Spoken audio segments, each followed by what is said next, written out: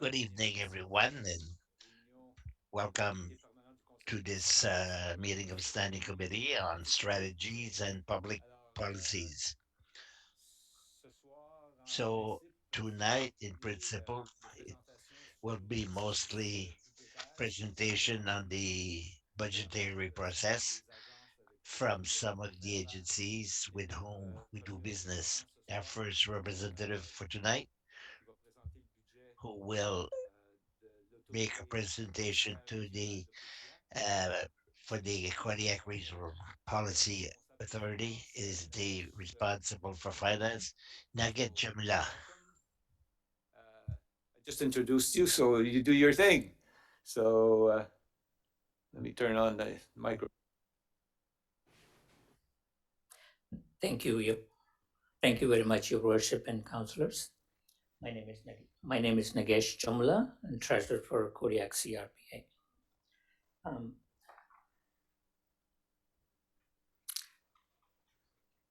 For your review is the presentation.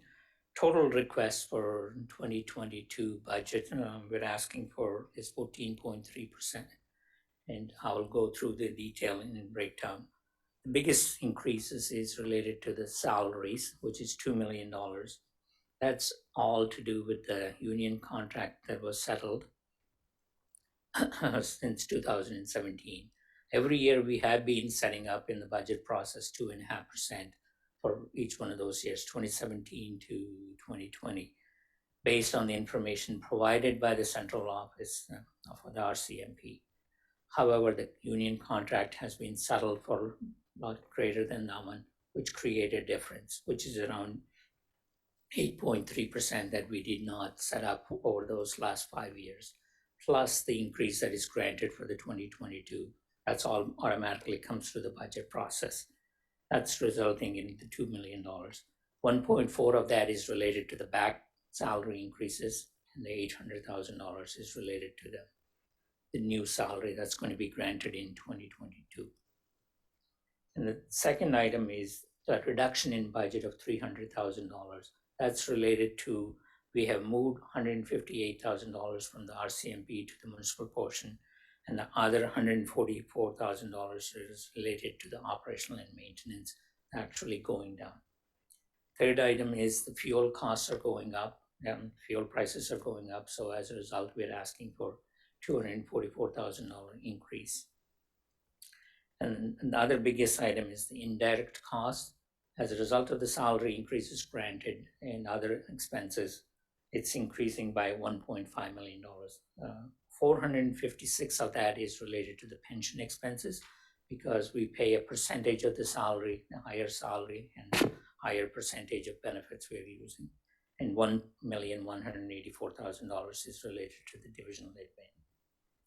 Cost sharing, as the costs go up, federal government picks up a higher portion of it, 10%, so it's benefiting us by $353,000. On the municipal side, we're increasing by $280,000. $158,000 of that is moving from RCMP into the municipal portion, and we are hiring a manager to manage the OCC right now. It's with the turnovers that are happening, it's getting difficult to manage the operation, for a total increase of $3,457,000, which is 9.98%.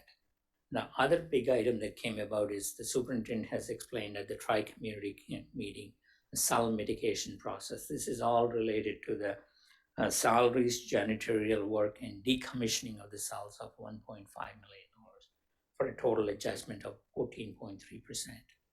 That's the increase we're asking, Your Worship. So that 14.3% is for the whole region. So that's correct. Right. So you do we know what our portion of that will be? No, we are Monsieur. Roughly 18% of that. 18%. Yeah, is picking up. And when are we negotiating again that percentage? From the municipality's point of view. They haven't notified when that new contract is coming up, most likely in the next 3-year period, Your Worship. In the next 3 years. Question de la part des membres du conseil. Question from the councillors.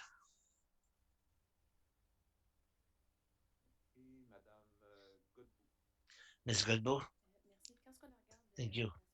When we look at the increase of regular expenses, the equipment and everything else,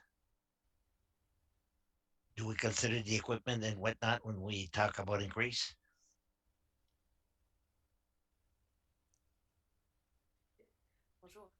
Hi, thank you for the presentation. Very useful. I have a question about the fuel, machine, equipment, and automobile.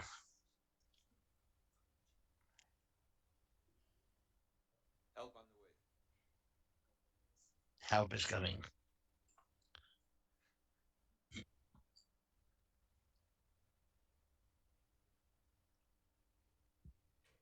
Testing.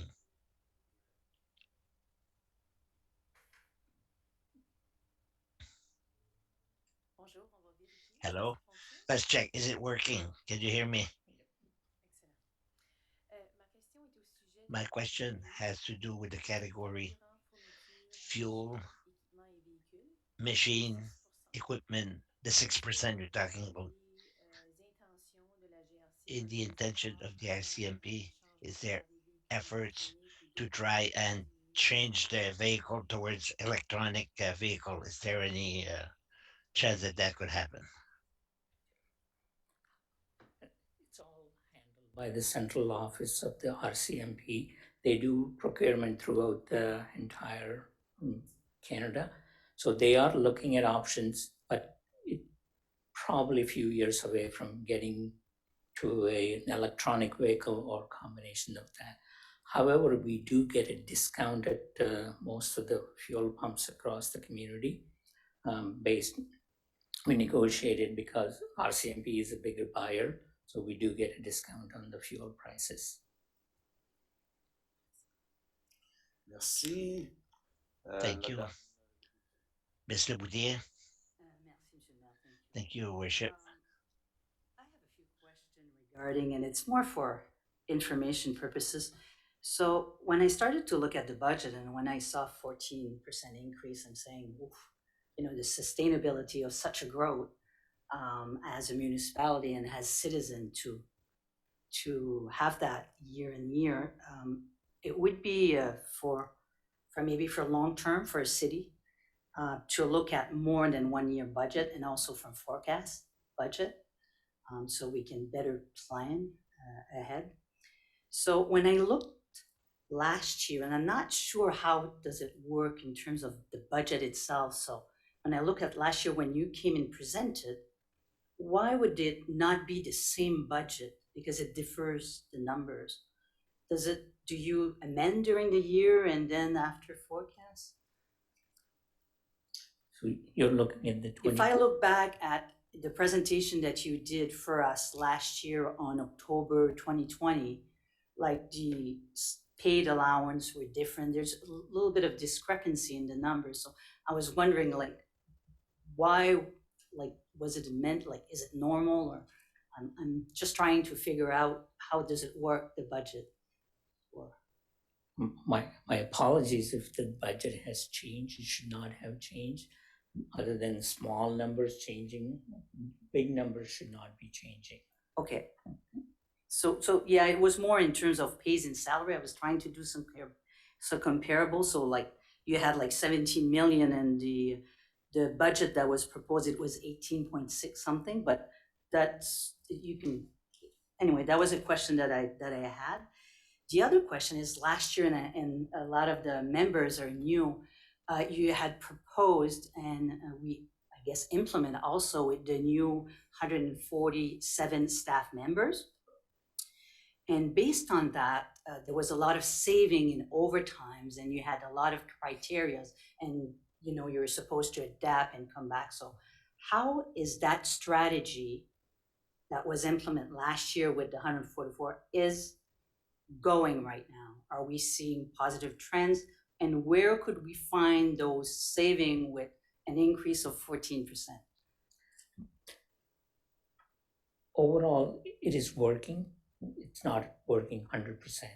What we want to do at any given point in time, we want to have 147 officers on available to the tri-communities. Um, However, we requested additional members last year and we got them, but the sick time is higher than anticipated. So in 2021, at a given point in time, we don't have the full 147 on staff today. We have roughly 100. Again, it changes week by week depending on the sick time that happens. But our goal is to have 147 officers at any given point in time available for our tri-communities. And hence, we want to reduce the overtime and use that money paying towards the regular members for the regular salaries. So the full effect, we haven't really seen in 2021 because you're implementing, but we're gonna see it more in 2022, is that? That's our goal. We want to see it. And we were hoping we would have all the officers available to us by now. But the sick time is actually happening more than what we anticipated. So we do not have 147 today, but we are close to that number. So would it be, and I'm not sure, and probably again, and what in terms of the city, but it would be nice to have, it seems to be a good strategy and good, with well thought, and just to maybe when you see ready, like where you're at, what's working, what's not working, and just to give us a perspective that maybe how can we help in other areas and so on. So Absolutely. okay, good. The other thing was, my other question was, and Mr. Mayor came about it, is the formula of the share costs, well, the share cost, the formula itself, because under this one, we don't see it, but on the previous years, you indicated how it was, and it was 25% of growth and 25% of, I can't run on calls and so on. Yes, and then the service calls. So is there, are we looking at, is the same formula across Canada? I can't answer that question, but I can definitely look. And my next question is, what is, if it's not this, the same formula, what type of other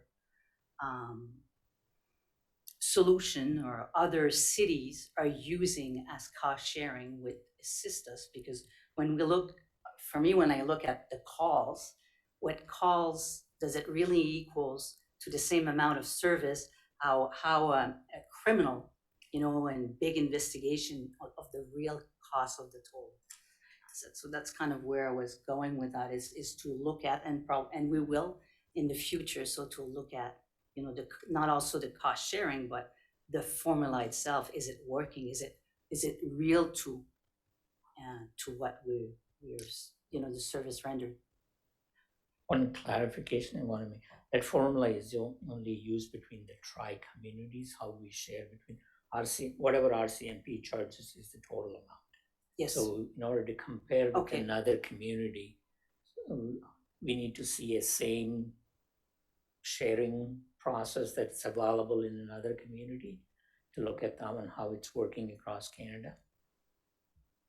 So my question was just, are we having the same formula system that other cities in Canada? That was my question. Thank you very much. Merci, Monsieur Lantaigne. Merci, merci, Monsieur Monsieur le maire. Latin, thank you, Worship. When when we look at the total $3.47 million, it means 4.9 million the total. And when I look at page 7 on the budget, the bottom line is for 2021 is 33 million and 2022 is 39 million. There's $6 million difference between the two. The other million, where is it? Where is the other million? Am I missing something? We talk about 4.9 million increase, and in the budget on page 7, it goes from 33 to 39. Mr. Terrio, can you help him? You don't have it?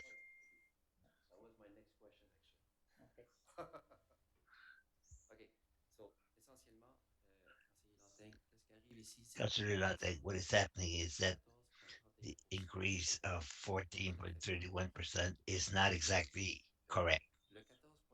The 14.31% is the difference of the operational expenses only, strictly operational.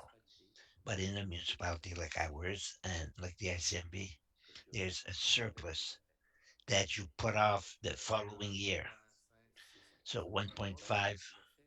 So the fact that 2 years ago surplus was 1.5 and reduced to 300,000, it included another 1.2 million to the budget, which means instead of being 14.31, the real impact is 18.42%. Okay, thank you. But the minus 1.5 million, is it a surplus of 1.5 million? The surplus was 1.5. There was a minus in front. I thought it was a deficit. No, no. You remove it from. Okay, okay, okay. I understand. Fine. Good. Thank. Is really just the surplus that we take one year to the other. So, if I may, Mr. Mayor, yeah, um, the deficit this year is evaluated at what for 2021? 21. Once we haven't gotten all the information yet. We probably will be getting more information because we will be starting to pay the higher salary pretty soon once the RCMP signs up on the contract. We don't anticipate it. Surplus this year, we will be definitely in a deficit position. Exactly. So you don't know what the deficit would look like, or Not at this point in time. so next year, what we'll see, ou qu'est-ce que c'est qu'on va voir, là, on va comparer le surplus de 300 000 avec un déficit. Donc, c'est un coût We'll d'extra. compare it with the deficit. So it's an extra we'll have next year in the budget. Thank you. Other question?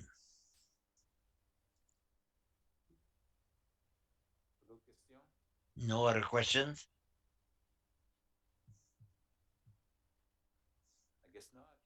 No. Thank you very much, Your Worship. Thank you.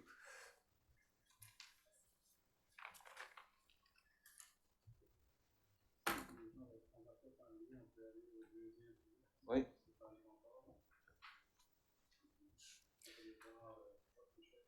Michel? J'ai envoyé le courriel cependant, donc ça se peut qu'il ne sera pas ici. Là. J'ai déjà averti que ça allait être repoussé. Là. Then, Bonjour. ah, Ça va bien?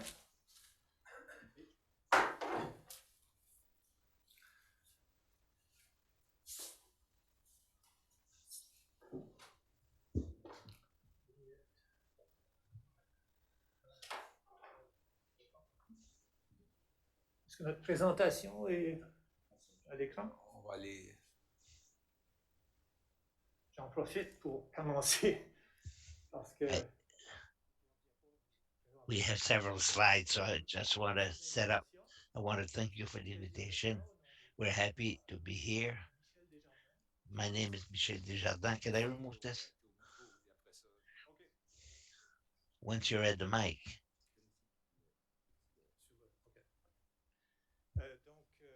So, I'm Michel Desjardins. I'm president of France Aqua. And I have Kevin Rice, who will accompany me. And we have in the room your two commissioners, Yves Gagnon and Jean-Pierre Ouellet. They're your representative.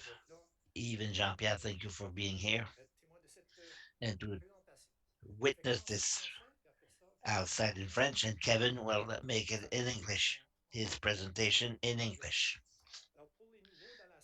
For the new counselors in the room, we have new faces at this time. Every year, Transaqua presents financial information on what is forthcoming, a projection, and this year is the same thing. So the budget that we have is not completed. It is being prepared. We're still waiting for information. But for this presentation, we made some hypotheses. As you, some of you know, for 6 years, our rate have been frozen at $210 per unit per home in general. And for the purpose of the presentation, we will say we will maintain the $210, and you will see that by maintaining $210, it represents some issues that we'll talk about. So in the next few weeks, Transaqua board will collect the last element of information they need and will have to make choices.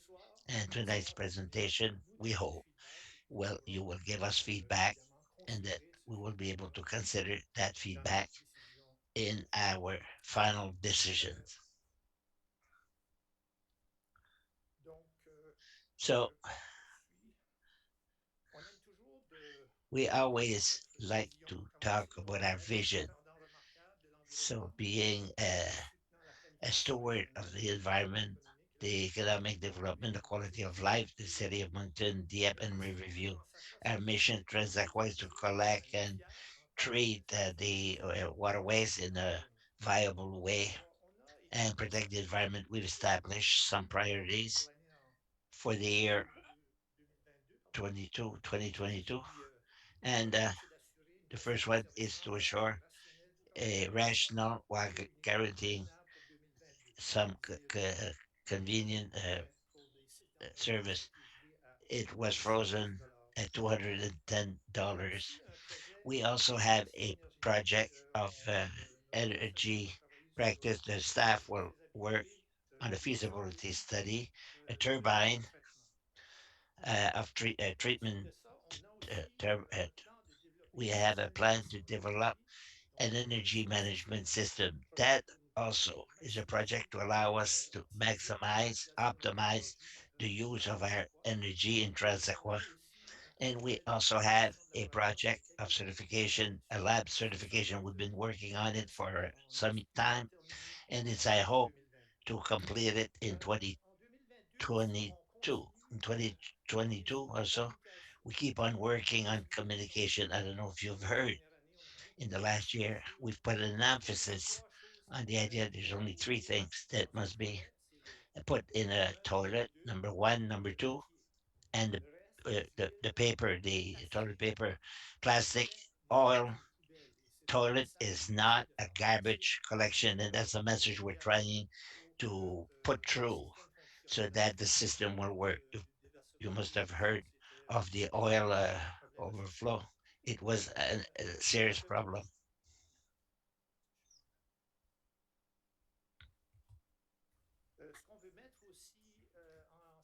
As well, we want to put into service an ultraviolet disinfectant and recycled effluent water process. We respect the federal norm standards right now, but we want to treat E. coli, what is going into the river from starting in 2022 will be free of E. coli. So it's going to be a high level of reintroduction. We are organizing open door days for composting. It's selling very well, and we're going to continue to work on that.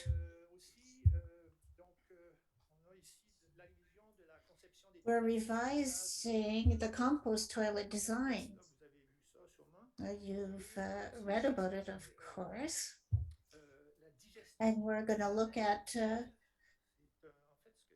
anaerobic digestion. It's a way for us to use surplus products at Transaqua and use them for useful things, energy, for instance. So I'm going to pass the mic to my friend Kevin, who will present certain details on the budget. Merci, Thank Michelle. you. Thank you very much for allowing us to present this evening. Our 2022 capital budget is working towards the completion of our Phase 5 UV disinfection. Some of the issues we've had with the project is supply chain issues, getting steel that has delayed us for over a year, especially a lot of electrical components. We are looking at installing a security system. When we did the project, some of the buildings, we removed a lot of the security systems, window sensors, motion sensors, things like that. So we need to do some reinstallation there for a number of buildings. Replace our emergency fire screen with a fine screen. So right now, the Greater Mountain area has a garbage problem, garbage in the sewers. So we get so much garbage in our sewer systems that they overwhelm the 2 brand new fine screens and flow through them and through the emergency screen into our process. So we're going to install another fine screen to try to capture as much of those solids as we can. We want to look at replacing the main pumping station building exterior. I'll talk about that a little bit later with our infrastructure deficit and also some machinery and equipment. So when we look at our long-term capital expenditure for the next 15 years, our focus has really turned to our infrastructure deficit, replacing assets that are at the end of their life cycle. Our facility has been open for approximately 30 years. Most assets have a life cycle of 25 years. Many of them, at 40 million, are past that. In 2022, $27 million of assets are scheduled to be replaced. However, we've stretched that out done some condition assessments in the field to spread the $27 million out as much as we possibly could. And we'll do condition assessments each and every year to see how the infrastructure deficit adjustments can help our bottom line. A lot of our combined sewer overflow projects that were on the book, the Second River Tunnel, have all been pushed back out 15 years. And I'll talk a little bit about that later as to why. Operating capital is evident there, so you're looking at the next few years of not a lot of spending other than on our existing assets to replace them. So right now, through our asset management system over the last 3 or 4 years, we've been gathering all of our asset inventory. We've done a tabletop exercise on condition assessment based on the age of those assets. So right now, again, over 15 years, we have $40 million worth of assets to replace. This is just kind of an outline as to the types of assets that are at the end of their life cycle that we need to spend money on. You see approximately just over 40% on machinery and equipment. 15-year capital budget forecast. So right now, I just kind of want to paint a bit of a picture for council so you can kind of understand Transaqa's financial situation. Total cash available beginning in 2022 is just over $27 million. That's in our capital reserve account fund and our operating bank account fund. It's necessary to understand the revenue that Transaqa makes is limited to our unit rates and our ICI customers. That's 95% of our revenue. The other 5% comes from septic haulers and comes from compost sales. Transaqa is not eligible for gas tax funding. We're not eligible for any of the COVID relief funding that a lot of municipalities are receiving. We are not considered a municipality. We are not eligible for that additional revenue. When we started the project at $90.4 million, the original tripartite sharing amount is 33. However, once the province came on board, it was 25, 50. That depleted our capital reserve fund by $16 million. So it certainly did not help our financial situation as to where we are at today. $41 million in asset replacement plus $30 million in net new capital equals $71 million. The annual operating surplus to our capital reserve account is now estimated at about $2.25 million per year that goes into our capital reserve fund. Previously, it was $6 to $7 million per year. That money was going into the capital reserve fund to help pay for the project. However, our operating costs have increased significantly to $3 to $4 million per year because we're operating almost $90 million of new infrastructure, depreciation, electricity, etc. So over the next 15 years, in order to do our asset replacement net new capital, $71 million with $34 million, there's a gap of $37 million. That has to be made up. At the end of 2029, cash flow for Transaco will be zero. Our general capital reserve fund will be fully depleted, and our operating account will be zero. We pushed back our CSO pumping and screening, second river crossing, and Virginia wastewater pumping station upgrade projects currently valued at $51.5 million beyond 2036. Those are difficult decisions, but in order to, when you're looking at rate increases, you need to flatten the curve. When I was in St. John and the Harbor Cleanup Solutions program finished in 2008, their water and sewer bills went up by over $400 in 1 year. So we certainly don't want to have that kind of rate shock for our customers. So we're doing everything we can to flatten any rate increase curve. There's no funding available for new cost sharing projects proposed in our capital budget. We're just finishing up the Babineau Creek cost sharing agreement, hopefully this year when the new Bork Road force main and the upgraded Fox Creek wastewater pumping station come online and are commissioned, and the developer finishes their piece. That will be paid out this year. We looked at borrowing $10 million from the Municipal Capital Borrowing Board in 2023 to be paid back over 10 years. Now, we made an assumption of 5% interest. I understand that might be a bit lower, but right now we'd be paying $21, adding $21 to per unit to service the debt. So what I can say about that is that we currently have an independent third-party auditor who is engaged with the municipalities to verify the units that each municipality have given us that determine our revenue. And also they are conducting a rate analysis for us. So they are verifying and validating the information that we have in our capital budget and our operating budget. And they will be presenting a number of scenarios to the commission with respect to how rates should increase over the next few years, with borrowing and without borrowing. So once we receive that information the first week of November, the commission will get together and convene and be presented the information, and a decision will have to be made. We understand the municipalities have a November 15th deadline to submit your budgets and prepare your water and sewer budgets, so we certainly don't want to be an impediment to that process. So after we meet with the commission, we certainly meet again with the CFOs of the municipalities to explain where the budget is going so they can prepare their submissions. And this is of importance because every rate increase of $5 per unit generates approximately $300,000 in revenue. So when you're looking at a $37 million gap, $5 equals 300,000, the math can get pretty scary pretty quick. So when we look at our budget issues in 2022, the reduction in cost sharing for Babineau Creek, we hope to pay that out so we won't have that line item in our budget anymore. User fees, septic haulers. Septic haulers, a private company has built a septic receiving facility in one of the Moncton industrial parks, so we expect our revenue to decrease there.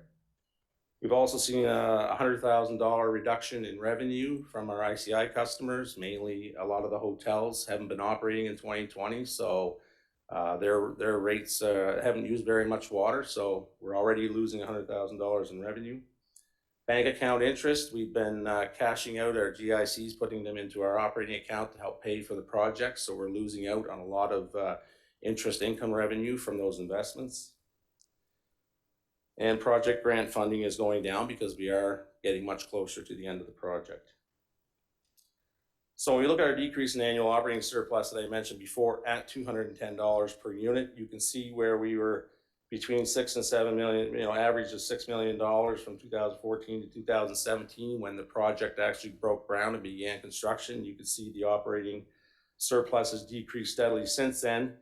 In 2020, at the end of 2020, we commissioned the bioreactor, and we met the federal effluent regulations, so that's good for us, but all that additional money that we're spending for electricity, property taxes, water usage, have eaten a lot of that annual operating surplus. We also have an increase in labor. We have to fill a new position. With more infrastructure to manage, you have to hire people that can maintain that equipment and infrastructure. We have some promotions coming up. We have a person who just became an operator 3 in training.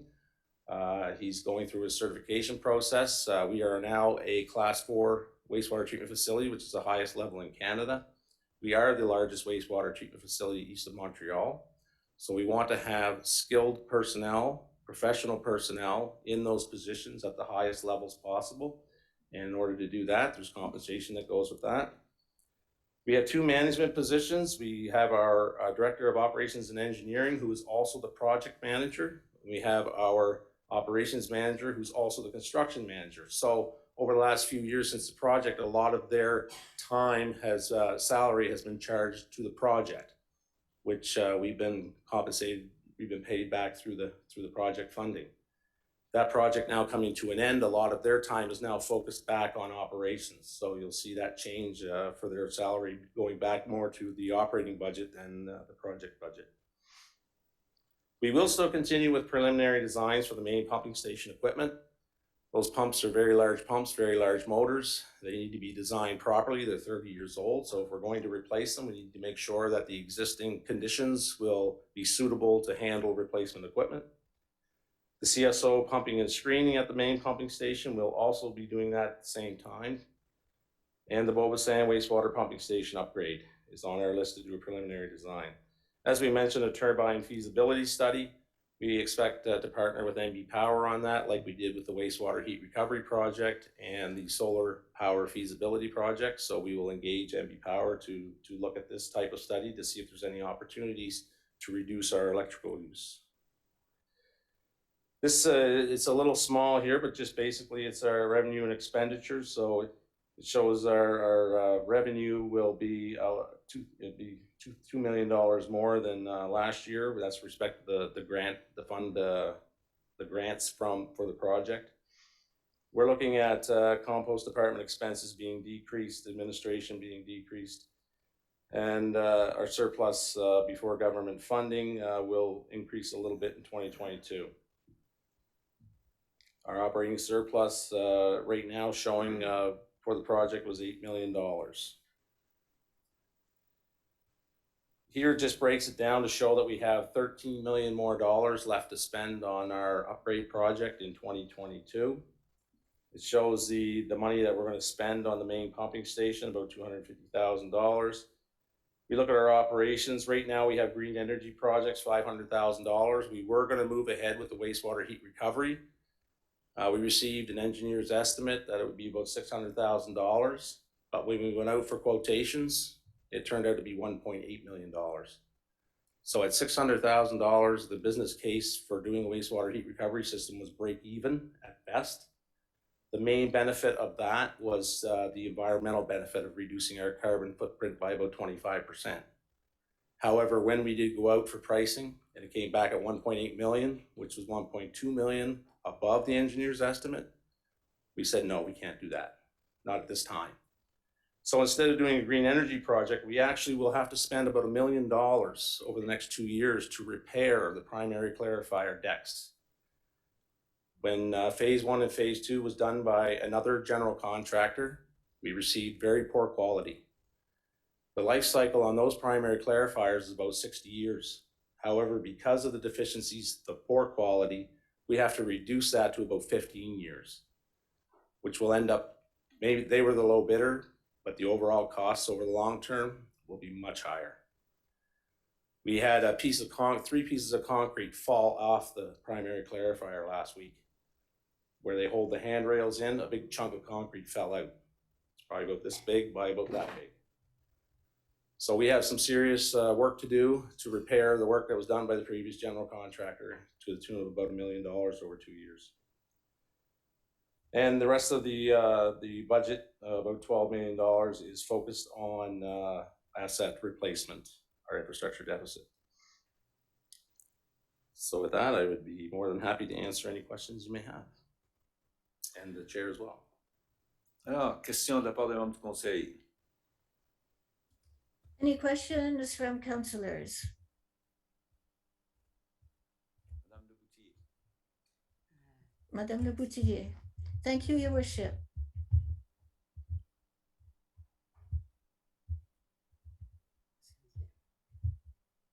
J'ai deux questions. I have two questions. La première question serait Firstly, sur, quand on regarde, là, vous semblez, bon, on a un budget qui va être we have a équilibré, budget. It's mais vous semblez très inquiet par le fait que budget is balanced, but you're long terme, dans 15 ans, on aura concerned besoin de fonds. because in the long term, in 15 years, we won't have enough funds.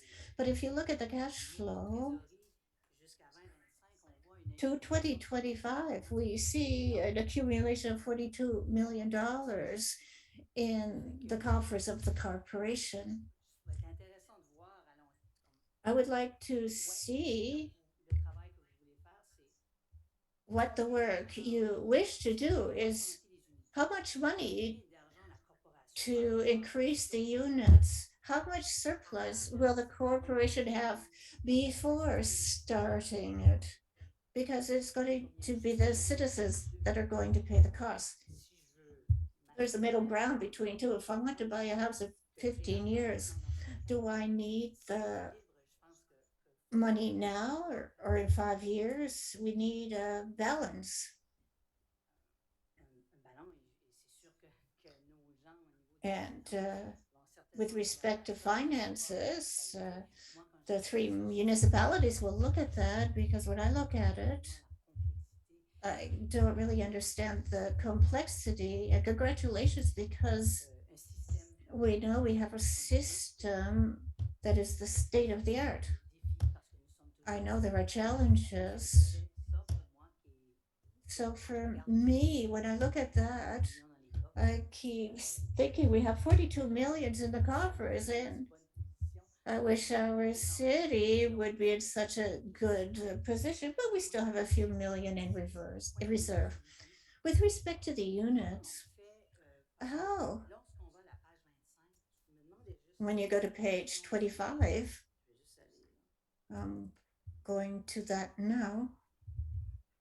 OK.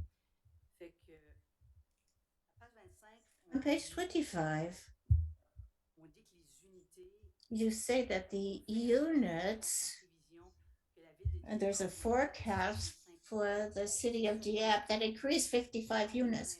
Is that a formula that we're given,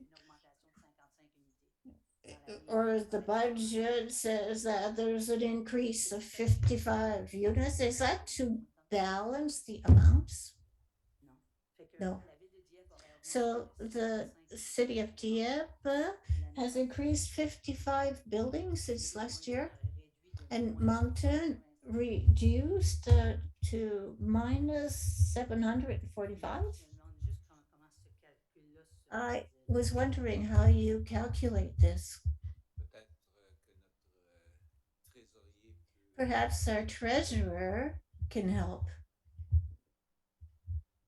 So, en termes de nombre d'unités, With the number of units, there are two things: fixed units and variable units. When I talk about variable units, ICI, they have water meters. Fixed units, at the end of June, we look at to see what we had then. We gave a number and look at the former ones. 300, 350 units, but with ICIs, with water meters, the water use was less. So with the calculation, it gave us negative units. So we see a net of 55 units. Thank you very much. It answers my question. Is that it? Any other question?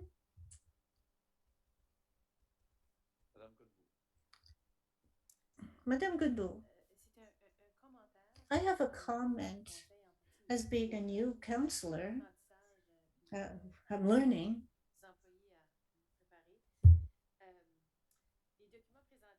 These documents hard to understand and interpret because there are so many gaps between forecasts of 2021 and budget of 2022. And I can't understand this 1.2 million and then one for 500,000. And so I have difficulties trying to ask a proper question. It was difficult for me to read a bachelor's degree in finance, and I can read financial statements, but I have trouble understanding directing principles in the future. Thanks you for your presentation. It was useful what I saw today. I probably should have read it beforehand, but this presentation was difficult to interpret, to be able to ask good questions tonight. I really appreciate your efforts. I understand, but if I don't have a question, it's because I don't think I'm capable of asking good questions. Thank you. Thank you for this constructive criticism. Anyone else? Stefan, our big money man. Kev? Sorry? Oh. I can go in French if you want to. So if you go back at slides number 14. Oh, yeah. In the slide.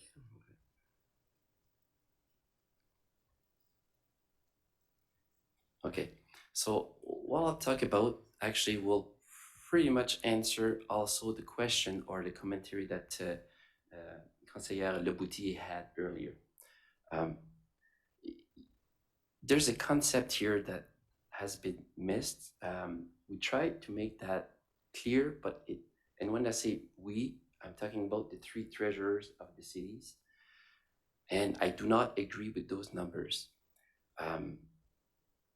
The 34 million that we are mentioning here that is going from the annual operating surplus to capital reserve, we're a city, and a city is working based on a cash accounting.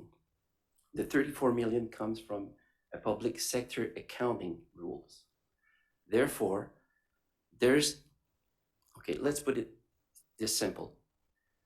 Transaqua has about roughly 13 million of revenues, about 7 millions of expenses. That leaves 6 million of cash going in every year. That makes up to that 42 million that you were mentioning about earlier, Conseillère Leboutier. So every year, there's a cash positive coming in of 6 million. Now I understand that, okay, we take out that 4 million, which is a depreciation. You come to the 2 million times 15 years, that gives you 34 million.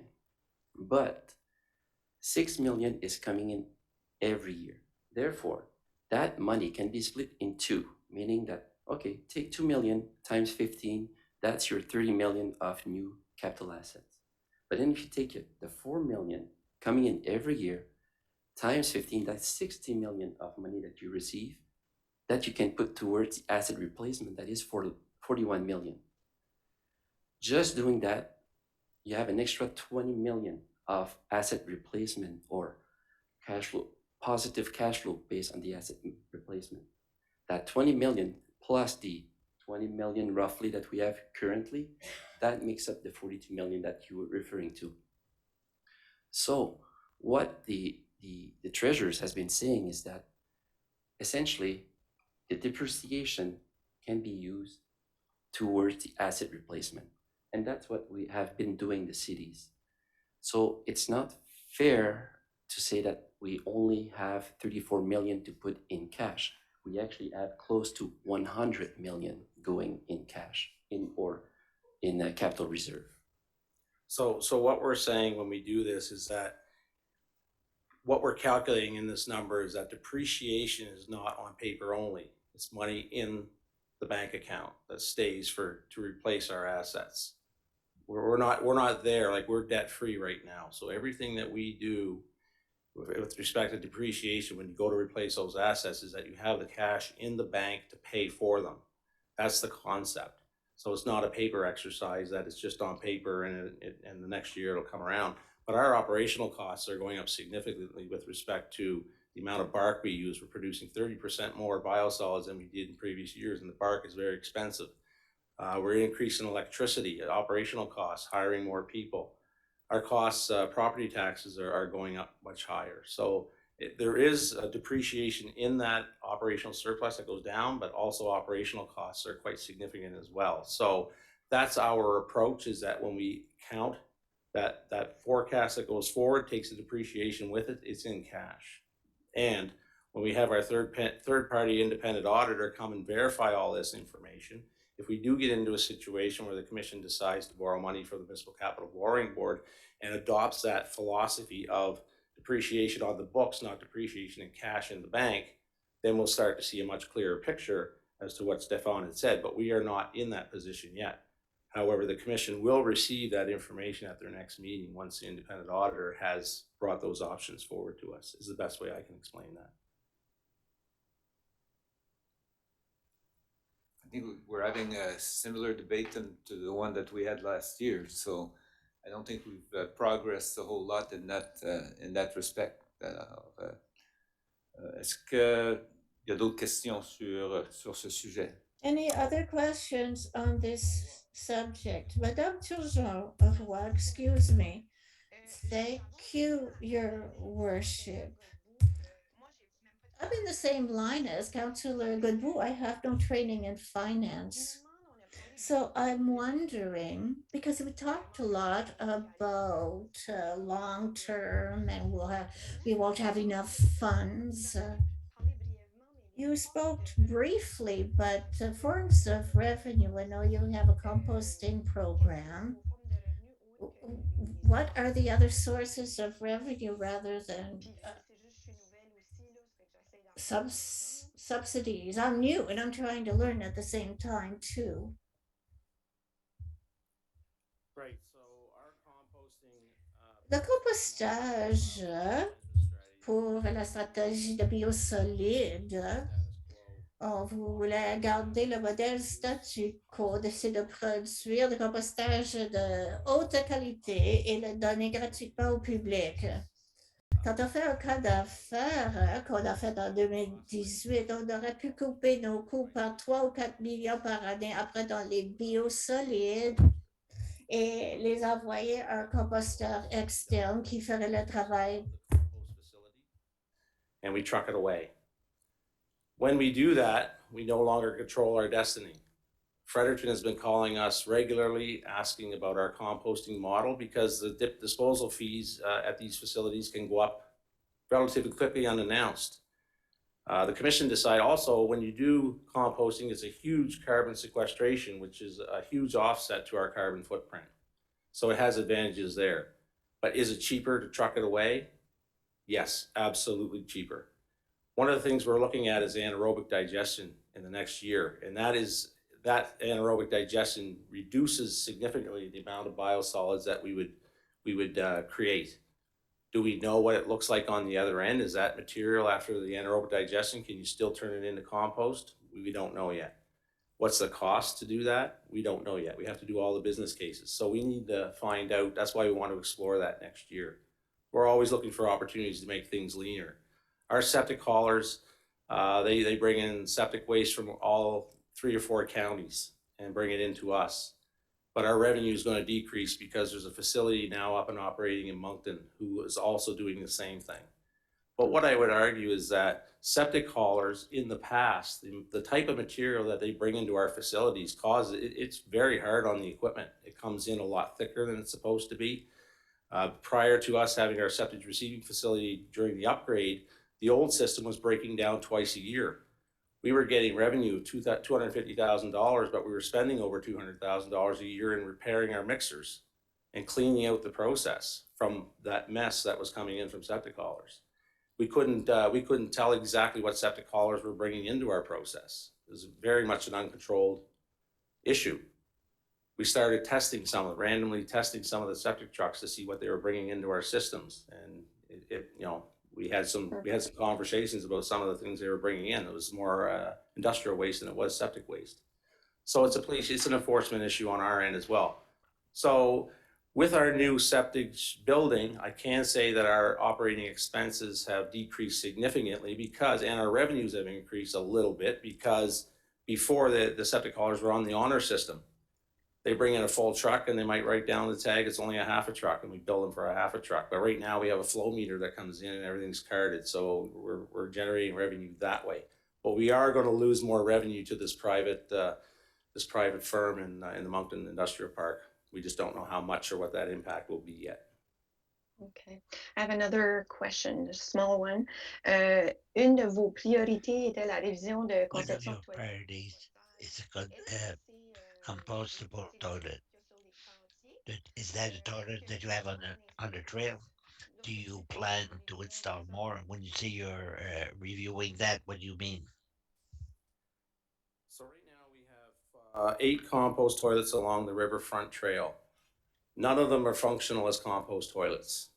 When all of the solar panels that are used to operate the fans and operate water pumps to keep the composting process going, they're all stolen. Uh, our compost toilets, especially in the last 2 years, we're seeing a huge amount of vandalism, a lot of costs, a lot of repairs. We put in antiseptic, some disinfectant, and they're being broken into and stolen on a daily basis. We've increased our frequency of cleaning. We have people that are camping in them throughout the year. So what we want to do is we want to look at redesigning the compost toilet from scratch. You know, if we're going to have a true compost toilet, the solar panels need to be designed such that somebody just can't come by and rip them out. We need to design them in such a size and in such a manner that people can't camp in them all night or use it as their home.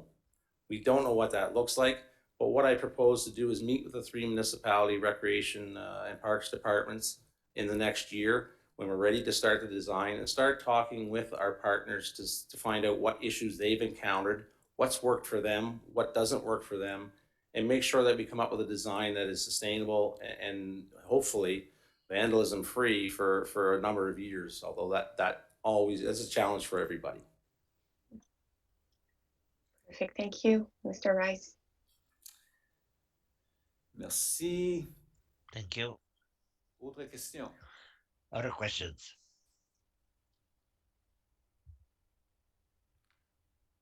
Ne voyant pas d'autres questions, Seeing merci no more questions, thank you pour once again la présentation. for the Alors, presentation.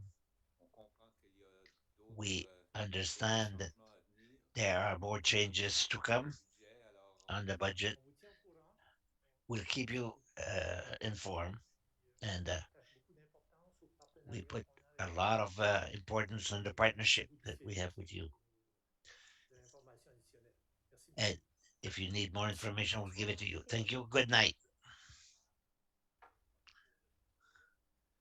alors le So conseil va prendre une pause de 15 minutes. we'll take a 15-minute break.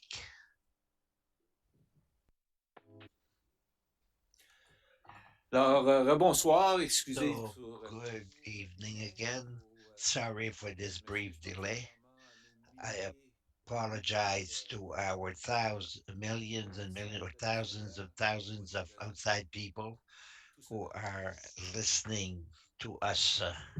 Ceci étant dit, That being said, notre prochaine our next interlocuteur, presenter, Madame Angela Alain, Miss Angela Condiac Alain from Transpo. Condiac Madame, Transpo. bonsoir. Good Bienvenue. evening. Toujours un plaisir. It's always a pleasure. Merci de votre And collaboration thank you for avec, your collaboration avec notre with ami Luc Richard pour our Luc gérer Richard les départs, les for arrêts, all les the nouveaux start, départs. the stop, the new Merci start. beaucoup pour votre Thank you very collaboration. much for your cooperation. Nous, je l'espère, And I hope éventuellement, one day on aura quelque chose qui sera stable we will have pour les something citoyens stable de for Dieppe all the qui citizens of deviendra Dieppe, la and that we référence will dans become la région et dans la the province. reference in the region and in the C'est notre province. objectif. That Ceci is étant our dit, goal. That being said, on vous écoute. Miss Ella, we're listening to you.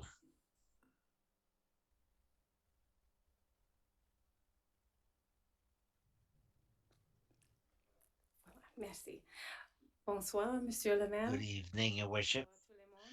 Good evening, Merci everyone. pour votre attention ce soir. Thank you for your attention I'm tonight. making a brief presentation on public transit, and thank you for your welcome. You're definitely leading the way with the on-demand pilot project that's underway, so we're really pleased to see that happening. I'm just going to jump into the first slide. I'm sure you've heard from lots of other presenters about the impacts of COVID-19, and it's no different for public transit here as around the world. We've had a big journey to get where we are currently. You can see this chart shows from February 2020, just prior to the pandemic, where we were in terms of the regional boardings. And we had a horrible nosedive at the beginning of the pandemic when the lockdown occurred and people were at home.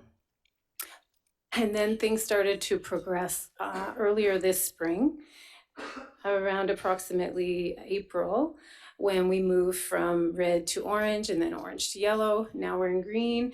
So we are doing 50% better than we were this time a year ago. And with 80,000 boardings on our passenger data currently, that's about 60% of where we used to be before the pandemic happened. So we still have a long way to go, but we're happy with this trend line that it's going in the right direction finally. There's a few slides here on the budget. So this first one is the entire Kodiak Transpo budget for the 3 communities. So we're presenting 2020 budget to actuals, 2021 budget with a projection to year end, and then the 2022 proposed budget values. So you can see how we generically distribute the expenses through administration, building, operations, maintenance, service, and shelter maintenance. So I'm going to go to the next slide because it gets into more detail specific to the Ville de Dieppe. Again, this one is showing 2020, 2021, and then the final column on the right is the 2022 proposed budget. Here you can see the share of expenditures, how they vary. Also, we've identified replacement buses and direct build maintenance, because as you know, you get specific work orders specific to the buses you own. On the direct build maintenance, you can see it reduced in 2021 projections. That's primarily because one of your older buses has been removed from the fleet, so you're not pouring any more money into that. For 2022, we have forecast a bit of an increase. There is another bus that should be replaced. I know you're aware that we have a small bus RFP in market right now that closes later this month. So if you choose to replace buses, you'll be able to buy 40-foot regular ones or small ones, or maybe electric ones in the future as well. So we're getting ready for those options in the event that you wish to use them. Then we have the revenue identified there. That is based on our formula that we have through the region. Each municipality gets a share of the total revenue. And then subsidy, which is your transit investment for 2022. We have this listed, and then we include shelter. These are your glass transit shelters that we have in the community. There's some cleaning costs associated with those. So the total budget for 2022 is $775,724, which is less than we budgeted for last year. And that's primarily because of the changes with the on-demand service model. So your citizens aren't losing anything.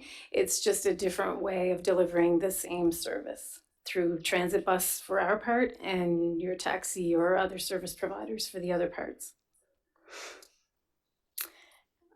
And then there's another slide in the package.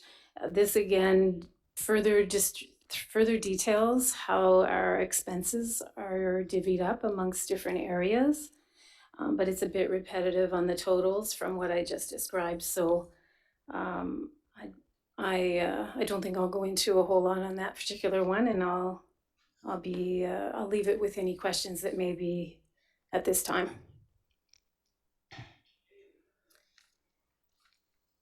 Question time. Madame Le Boutillier. Merci, Monsieur le maire. Thank you, Worship.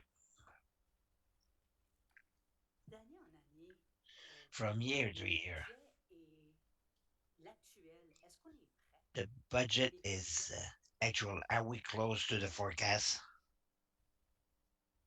from year to year? Well, definitely, for 2021, we're projecting a surplus. So this is because we have less service on the road in all three communities. So we have less drivers, less fuel, less repairs. This is because of less passenger demand. So for 2021, we're definitely under budget. But for 2022, when we look at the regional slide, the one that was on the page 3, that was 12 million. So that's representing that we hope all three municipalities will resume service levels like we had before the pandemic. So we're getting back up there into the cost of what it was in 2020, if those get approved. And we've requested, there are increases planned, whether they all get approved and go forward, I'm not sure, but all three municipalities are planning to add transit service next year. So I'm not sure if that answers the question sufficiently, but our goal would always to be on budget. But historiquement, nous étions quand même prêts. Historically, we were close to the forecast every year. My next question is, you seem to have improved a lot the expenses from between 2020 and 2021. I don't know if it's me. It's good for us. I'm not complaining. But on 2020 at 10,000, we come down to 106 an hour compared to 2021. We're at 162.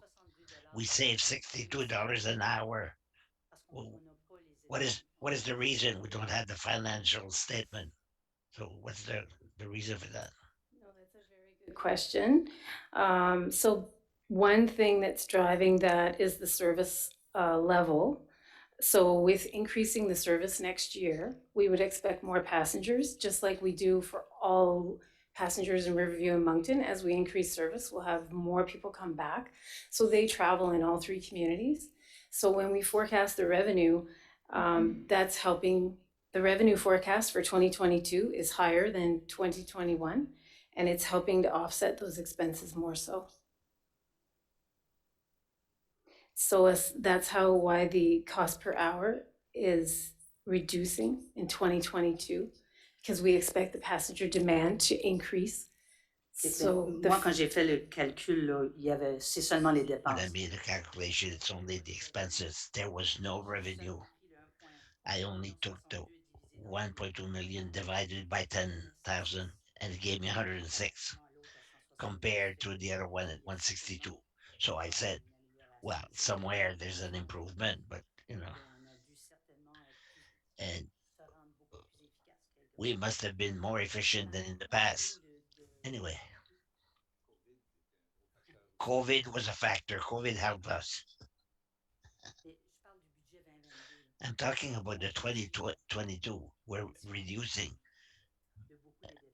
the expenses a lot. It's not a challenge, but I question the forecast of 288,000 compared to previous years, especially with the reduction that we have on demand. Well, am I pessimistic, realistic? If we remove that amount and if we put it 120, it would make a big difference. And it would have an impact on our budget also, right? yes, I agree. There is some risk. I mean, it is a budget. We do our best to try to have it as accurate as possible. At this point, how we're forecasting revenue is we're saying we're going to achieve 85% of what we used to earn in 2019 before the pandemic happened. So we're not saying we're going to completely recover from the pandemic in 1 year, but we're saying from where we are now, our hope is we're going to get to 85% of that revenue level. Because right now, overall, in the 3 communities, we've lost over $1 million in revenue. So we need to recover that in order to have these service levels return. And we're seeing passenger demand climb. It's incremental, but every week we're seeing numbers increase. So that's how that number is calculated. But I can have the staff, I can send it to Luke and give more specifics on how we derive that revenue number. Oui, mais c'est parce que vous voyez le revenu, de la manière que You see, the revenue, the way I calculate, it would mean that we would accept there would be 97 additional passengers per day in Dieppe. I don't know if that is realistic. 97 additional passengers in Dieppe. If we divide, well, anyway, maybe I'm wrong. Maybe I'm wrong in my calculation. I found it 288,000 in revenue compared, especially that we've reduced. Well, I find it may be pessimistic rather than be realistic. We should be closer to the forecast of what is happening right now. It was just a questions and a comment. It's just a detail that I felt could be important and that change our expenses. Thank you very much. Anyway, Monsieur Richard, do you have a comment and answer to Mr. Boudier? Angela, do you have a comment on that?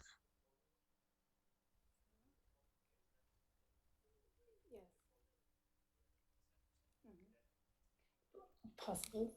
So I'm not sure if this will help the discussion, but so the total revenue that we collect from the fare box, we have a service agreement that identifies what each community will get from that. So Dieppe share is 11.7% of all the revenue we collect in the whole region. So that's the number we're using to get the 85%. So yeah, if that helps, Okay. I can send more It details. has nothing to do with Dieppe, so it's the full 3 communities together. Yes. Okay. Okay, thank you. That has a huge impact. Okay, thank you. Monsieur Thériault, commentaire? Oui, par rapport à ce que vous venez de mentionner, conseiller Boudier. Mr. Boudier, what you mentioned, I agree with what you're saying in my forecast because I make the budget for this year. I don't take the 288 to reduce that expenses. I keep a good margin to make sure that we won't pay, that we won't have a surprise at the end of the year. So we accounted for almost the same budget as last year. I'm talking with the total Kodiak Transit compared to last year. The budget are pretty well even because I didn't take the 288,000. So my figures are more in 100, 125 that I've given myself. Just in case. Just in case. Thank you very much. Thank you.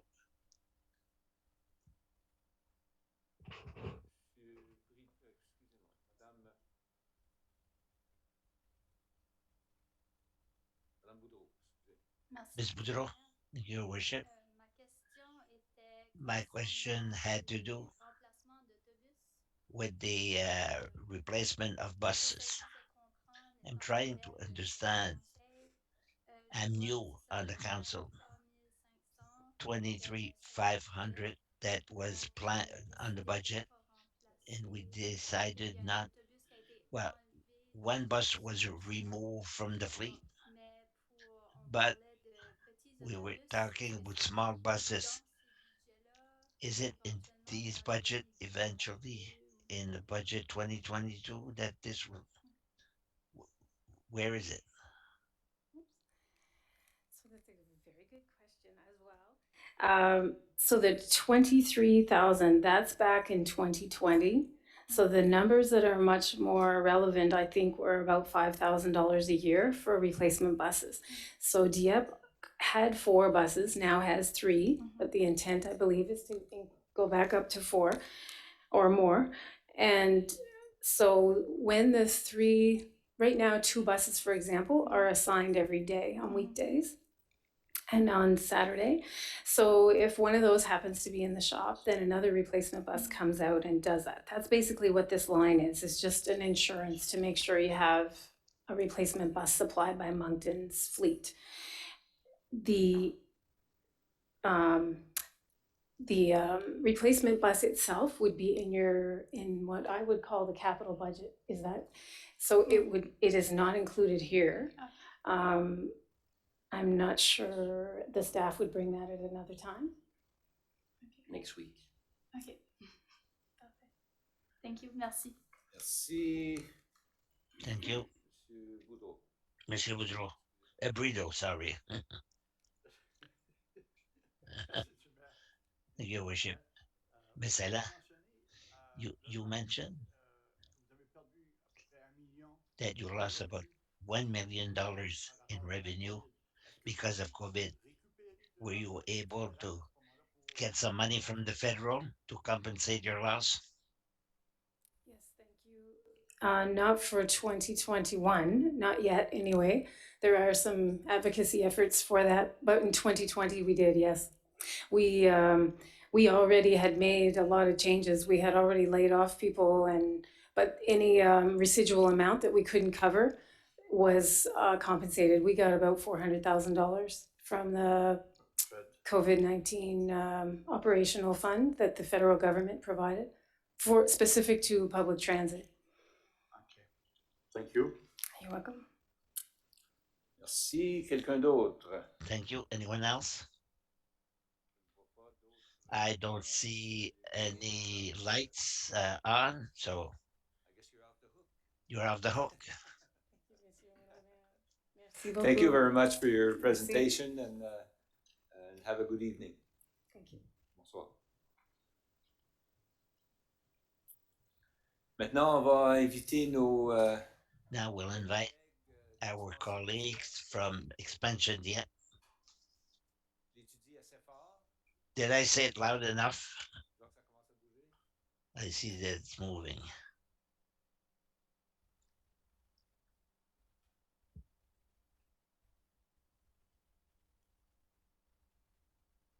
Alors, merci pour votre Thank you for your patience, gentlemen.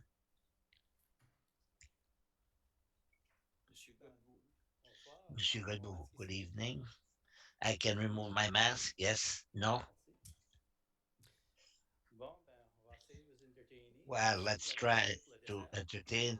Thank you for keeping us for the dessert. But now that we're full of food, could be dangerous, but I brought my colleagues with me to help making this more entertaining, if you wish.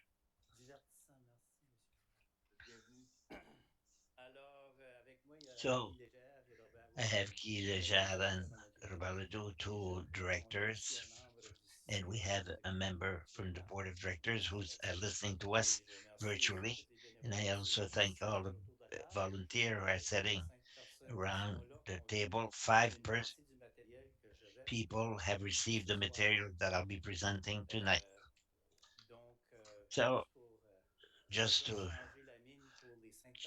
change for the 5 persons who heard at the board of directors, we were talking about the budget. It's prepared internally by the staff, then it goes to the standing committee on finance from the board of directors, and then the recommendation of the finance committee is brought before the board of director, and that was done last Thursday. So Mr. Thériault, Mr. Mélenchon, his worship, and then Councillor José Turgeon-Roy, and Councillor Ernest Wedo were all at the table. I didn't forget anyone, did I? No.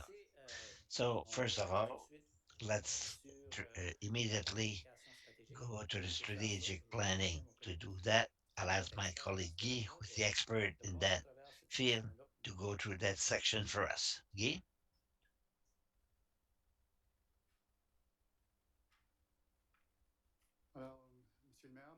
Your worship, members of council. Next slide, please. Oh, I do it? I have to do it myself? Oh.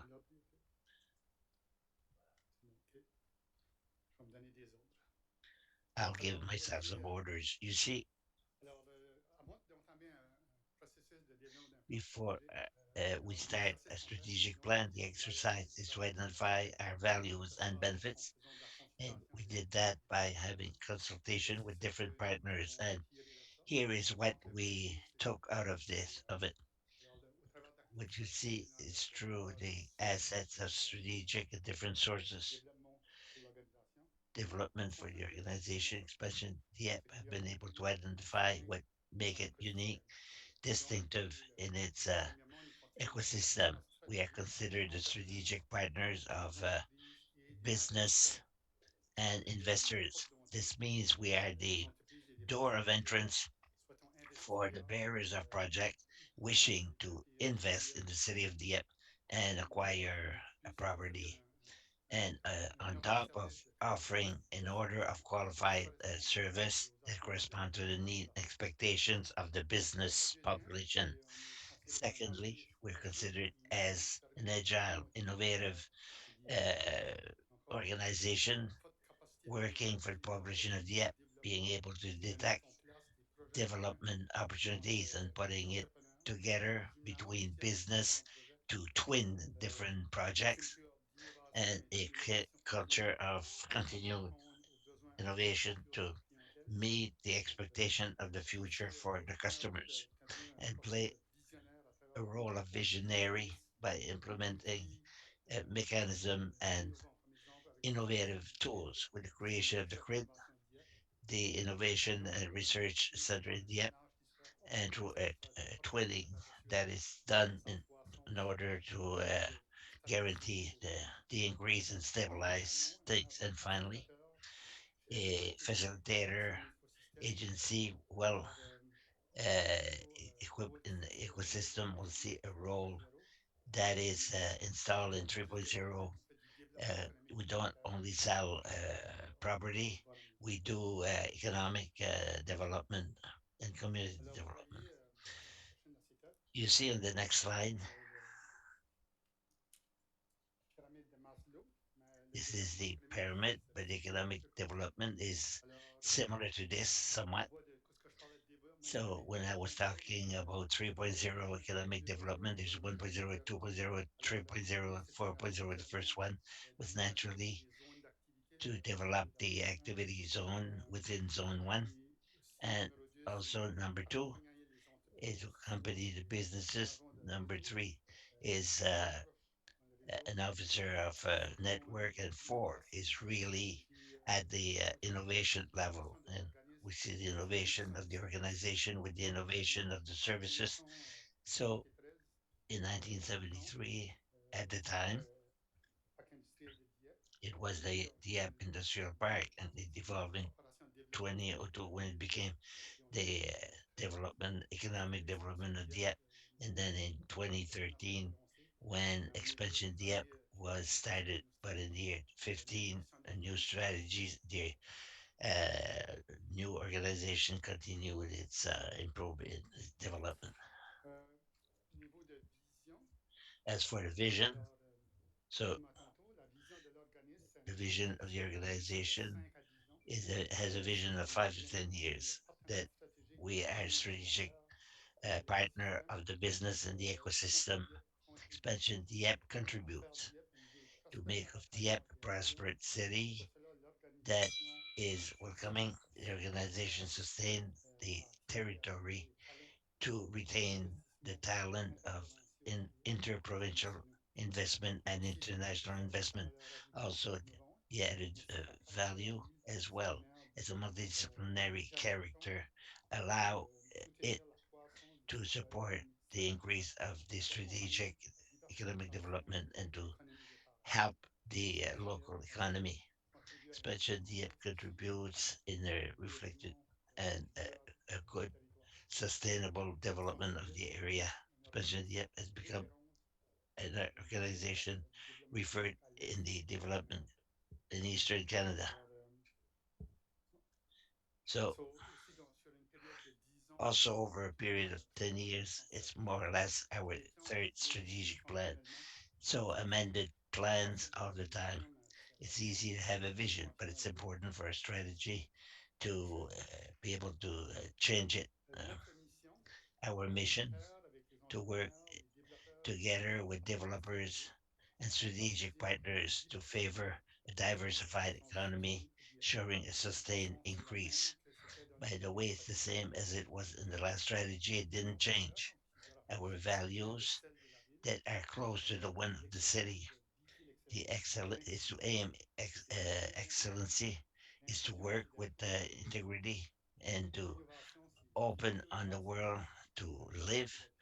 And pride is to be proud of our French and Acadian heredity.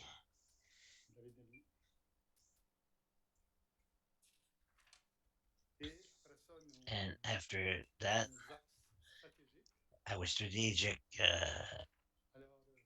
excellence. The first one is, I always say, is the most important, is the one that defines the organization. And it is from this one that we are measured for our indicators. It is where we find the services for the client and the selling of property, the expansion, that economic diversification, the manpower within an immigration policy for Dieppe with a partnership of Southeast and the development of manpower. These are all things that are very important to guarantee the economic survival of the city and the region.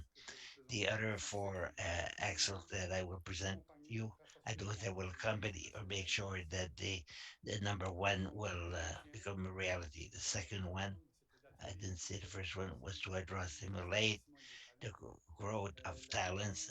The second one is to widen and promote the offer of service to adapt ourselves to the present need and future need of the business. Third, to development, pursue the development of the industrial park and the technological zone and downtown Dieppe, and to favor the coordination and partnership with the actors of the ecosystem. So it's local, regional, provincial, national, international of the business world. Number five is to strengthen the stability and the financial permanency while favoring the position of the organization. Before I transfer to Louis again, I will mention that, as you know, we didn't even develop it. It's from a strategic plan. That's and it was presented to the board of directors, but the implementation plan one every year that also presented and is approved by the board of director also. And there is also the pamphlet, quarterly pamphlet with indicators to show the board and the different committee where we're going. Even if it doesn't go in the right direction, we'll indicate it in our annual report at the end of the year so people can receive the information, because there's a lot of stakeholders that are involved in the economic development. It's not only the immediate team, but a lot of people. Louis, back to you.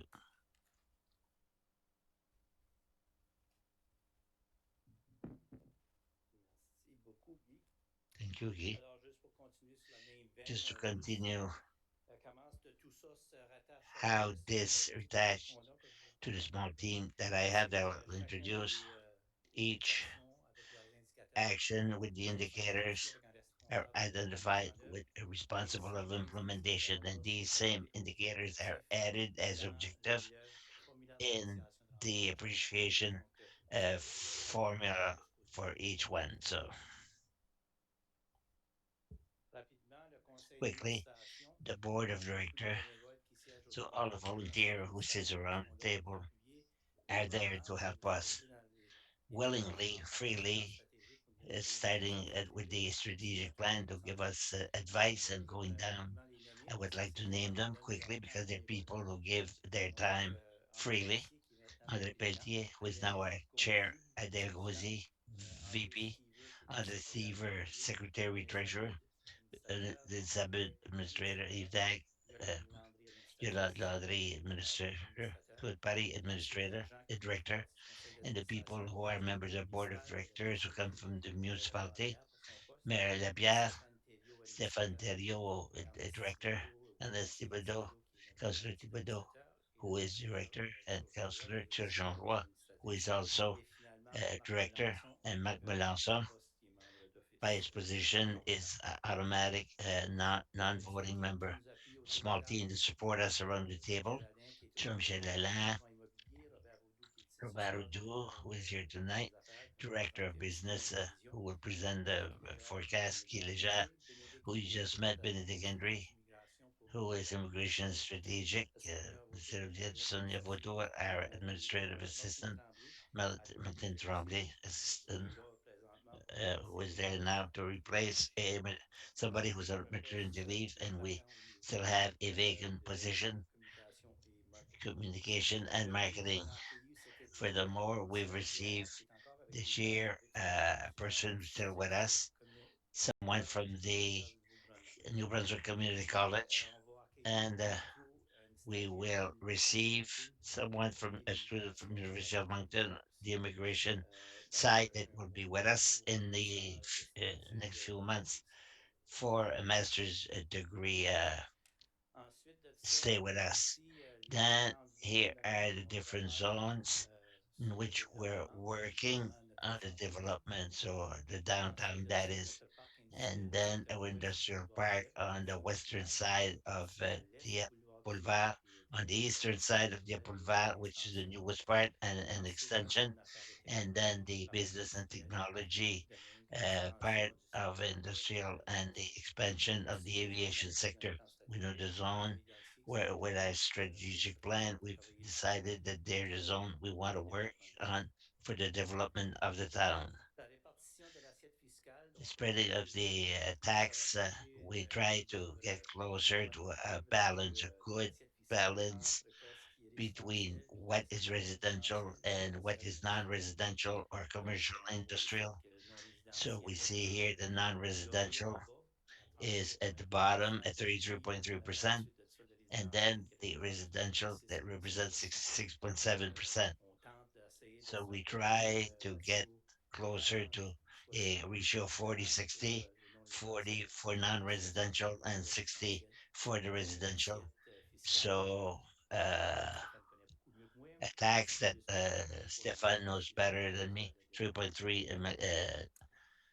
billion construction permit to give a history of the on the last 10 years building permit, and with the residential and non-residential put together, we try and concentrate because non-residential bring better income to the government, as well as the municipal government as the provincial government. So in 2020, we finished here at 91.6 million in the construction, the majority in residential. And this year, at the end of September, we're at $69.7 million. And there we see that commercial industrial took took the lead. We feel that we're going to have a year close to last year, and that was a fantastic year.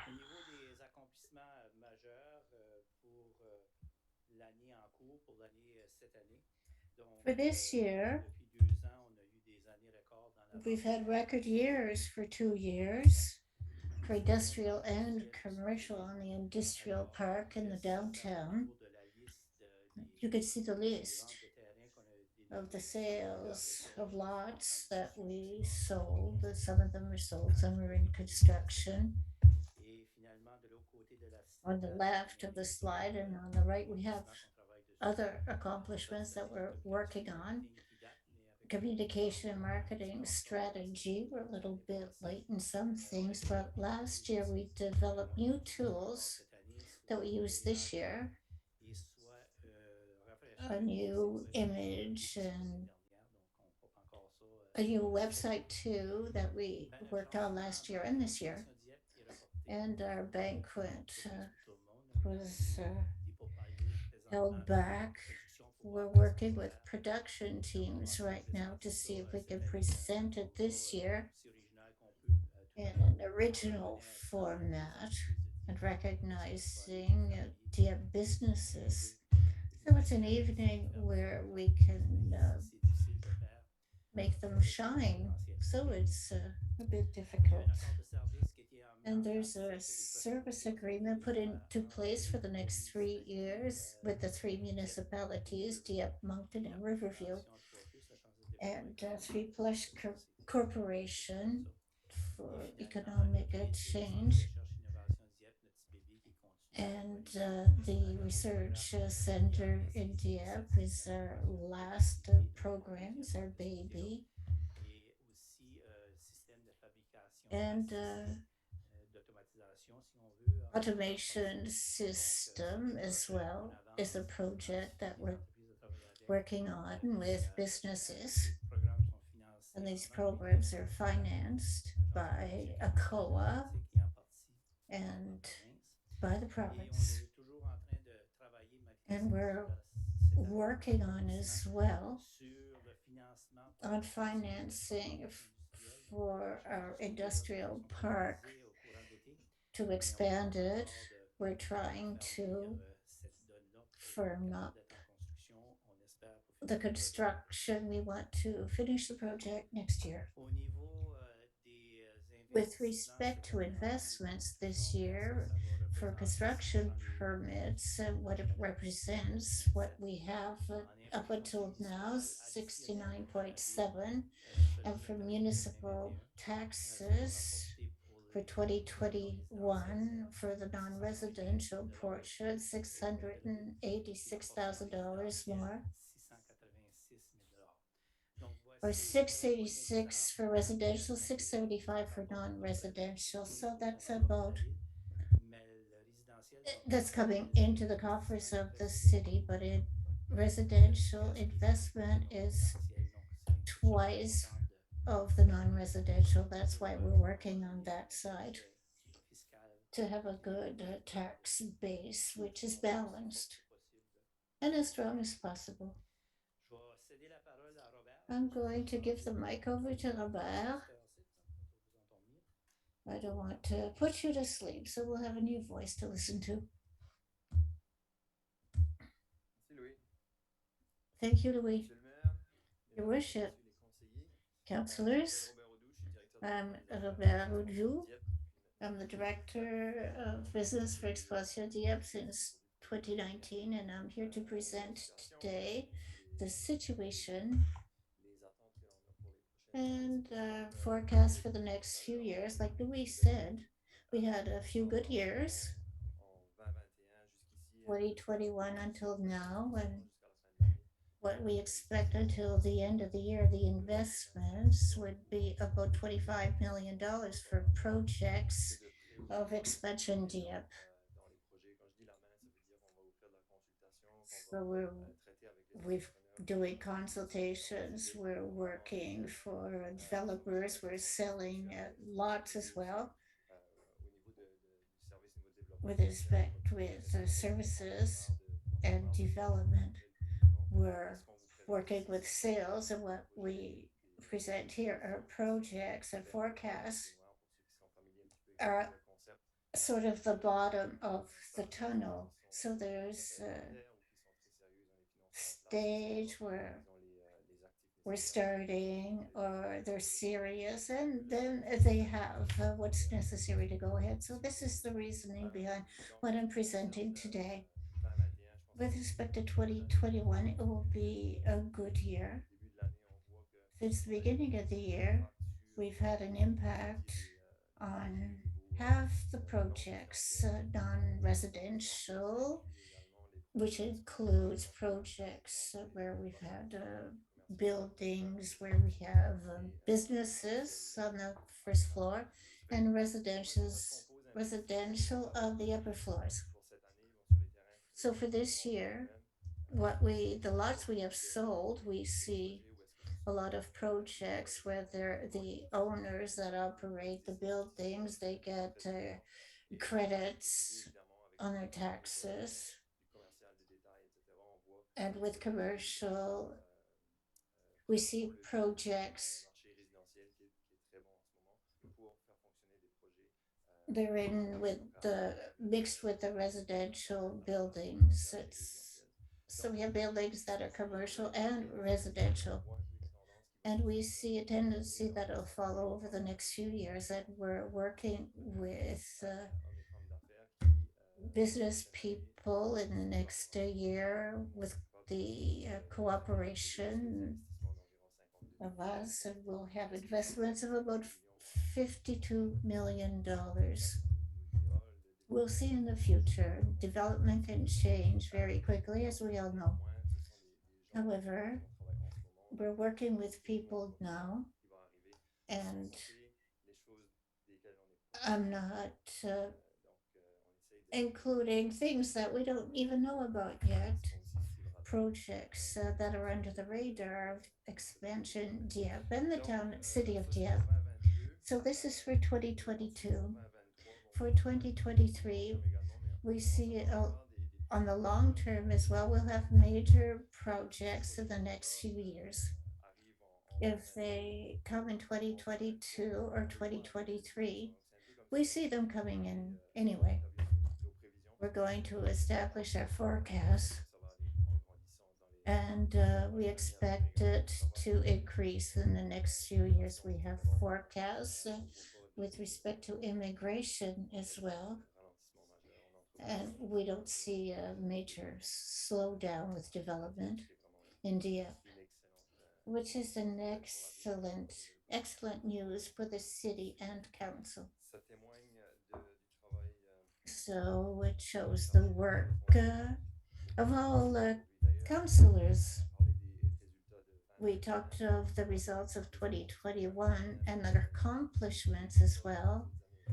They're the efforts that were put in former years as well. You have to take that into account. I talked about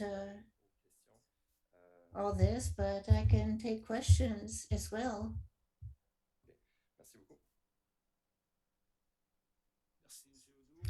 Thank you, Mr. Udu.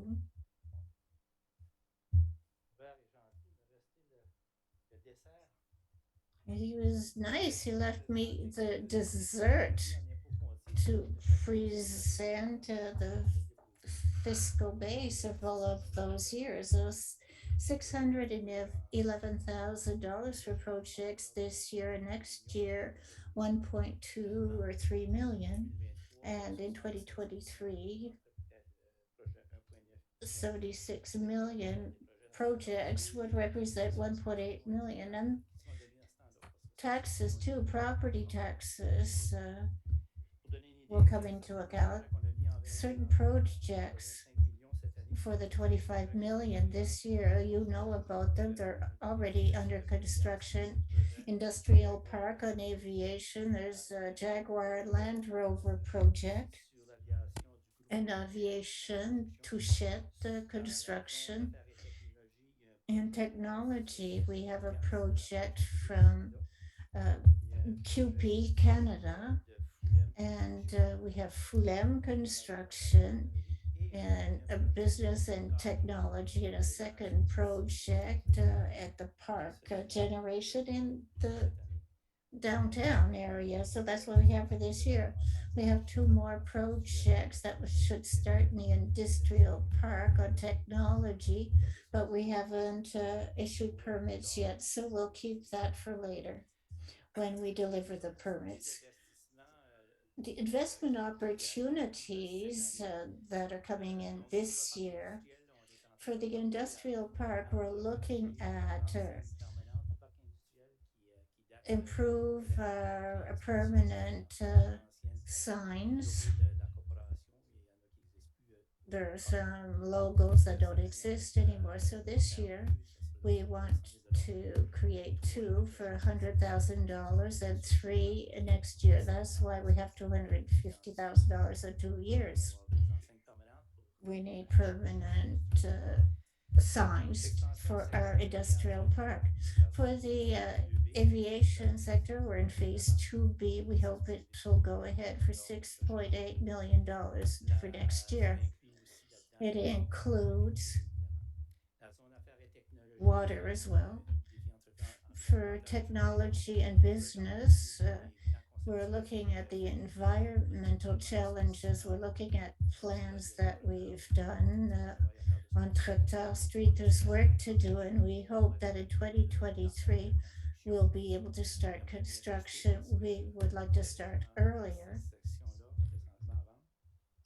because we have lots to sell in that area. So it's very interesting for our local business people. There are a lot of good projects there. In the downtown area, we're continuing our work in development. We're buying, we have buying plans that hopefully next year we can buy in the amount of 2.5 million and working with development of Gauvin Island. It's phase two in the downtown, so we're going to work on parking studies and that kind of thing. So here is a request for budget. There's no increase this year as with last year. So for 2 years now, we could absorb that because of COVID and because we were successful with our development projects and sales of land more than budgeted. So we're happy. Quickly, I know it's late and you have a lot of questions to ask. With our fixed costs and administration, there was an increase of 2.5%. The two big points here are salaries, of course, and for cost of life, and we had insurances on properties, extra properties that we bought. So we have the same amounts here. With the variable costs, we had an increase of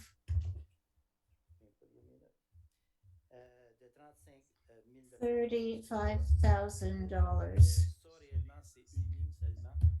It's only 1 point. That's the banquet. In the budget 2021, we added a virtual banquet and on site for $35,000 more. For the priority access, we have a reduction of $25,000, and the two lines were reduced as marketing and communications and representation. We don't do everything in marketing, so we are missing resources. And for representation, there's no traveling costs, so we cut there. That budget for next year, we should have been more optimistic, keep some money aside and hoping that pandemic would finish, but we've reduced this budget according to our wise finance committee. Our total budget 1.9 million for next year 2022. We have other revenues for Exposio Dieppe, $676,000. We have sales of land that we can see here for future projects, so they will be superior to last year. This year was more than last year, so we're headed in the right direction. After that, development projects, we see we have a deficit that was reduced. We have 2 points here, sale of land, but the other amount as well is we had the possibility to pay in advance of what we're going to do this year. A debenture for the aviation sector. This advance payment will reduce it by $47,000 for the next 5 years. We're advancing it this year, but we had land sales increased, so it was an easy decision to make. And lastly, is to show our money within our budget and what is sent back to the municipality or the province of New Brunswick to pay for taxes. And it's reduced a lot, but on the venture we'll have less to pay, so we'll have about $360,000 in our budget. Here are our figures. Our request is $1.1 million. It's the same as last year, no increase. Thank you for your presentation. Any questions from councilors? No questions. Oh, a change. Madame Le Boutillier, thank you. Vraiment, je viens pas mal de. Je me fiais vraiment à qu'est-ce qu'on avait là, puis il y a quand même des différences de qu'est-ce que vous. There are differences between what you presented and the documents that I received this afternoon. The figures changed. I thought I was going to get the original presentation. However, we have a budget, which is logic.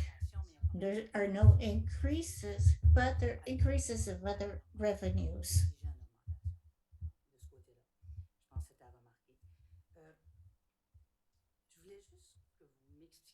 I want you to explain to me the reduction with the priority access and other. We're going to reduce the budget. You look at the new tendencies, you'll have a double increase, 56 million next year. And then you're going to reduce priority access, like development of real estate. Can you explain that to me? Good question. With respect to representation, we have a budget to be able to travel and go to events, even with our local clients. But with COVID, it's not possible. So we cut those costs because of the pandemic. We decided to do that right away and to balance our budget for now, but at some point it might be difficult to say to be able to meet our implementation plan. We might have to establish those elements in our budget. Right now, with the land sales, we have more flexibility on that side. If we need to put more effort into representation, communication, and marketing in the next 2 years, we probably would have more liquidity to be able to do it with our development projects. Even if there's a loss here, I didn't put all the amounts down. We had an increase in lead sales, but that figure is conservative. For the moment, I think it's the most transparent way to show the situation. When it changes, we'll try to do the same thing at that time and say we have good investments to make, and here's why. And we'll look for the money to do it at that time. Thank you. With revenues, the majority, it's the sale of land this past year. And congratulations, everybody, for that. Yes, most of it is that we have government subsidies that we receive. We're going to try to get everything we want from the province and the federal government. We got some tax breaks, and we had programs for summer students and internships. And our banquet, for instance, we have revenues coming from that to balance our budget. We want a balanced budget, so we need revenues on that side as well. Thank you. Next, Mr. Lantin, thank you, Your Worship. Thank you, Louis, for your presentation. I have a question. I'm curious. Your figures, 2021, 25 million, and your increase 25 million up until 2023. I've been in sales for 25 years, so I'm used to seeing this type of thing. The more you do, the more you want. Do these figures and analysis, is it based on a tendency or projects that you're already working on? Are there interesting things that could happen in the future? It's all based on our sales pipeline. Our sales cycles are usually between 24 and 60 months, from 2 to 5 years. Sometimes we have surprises. We have a good horizon ahead, and we massaged a bit to take away the risk. It's easy for to forecast next year rather than 2 years from now. So we're focusing on next year, but we have the figures on our sales pipeline for projects. That's interesting. Thank you. Any other questions? If not, thank you for your presentation. Thank you for your attention. Next item, presentation on regulations, tree code.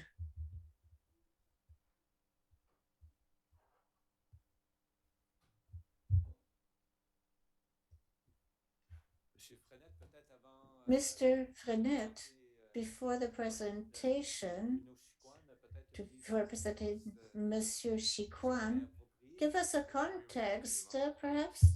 Thank you. Yes, Your Worship, councillors.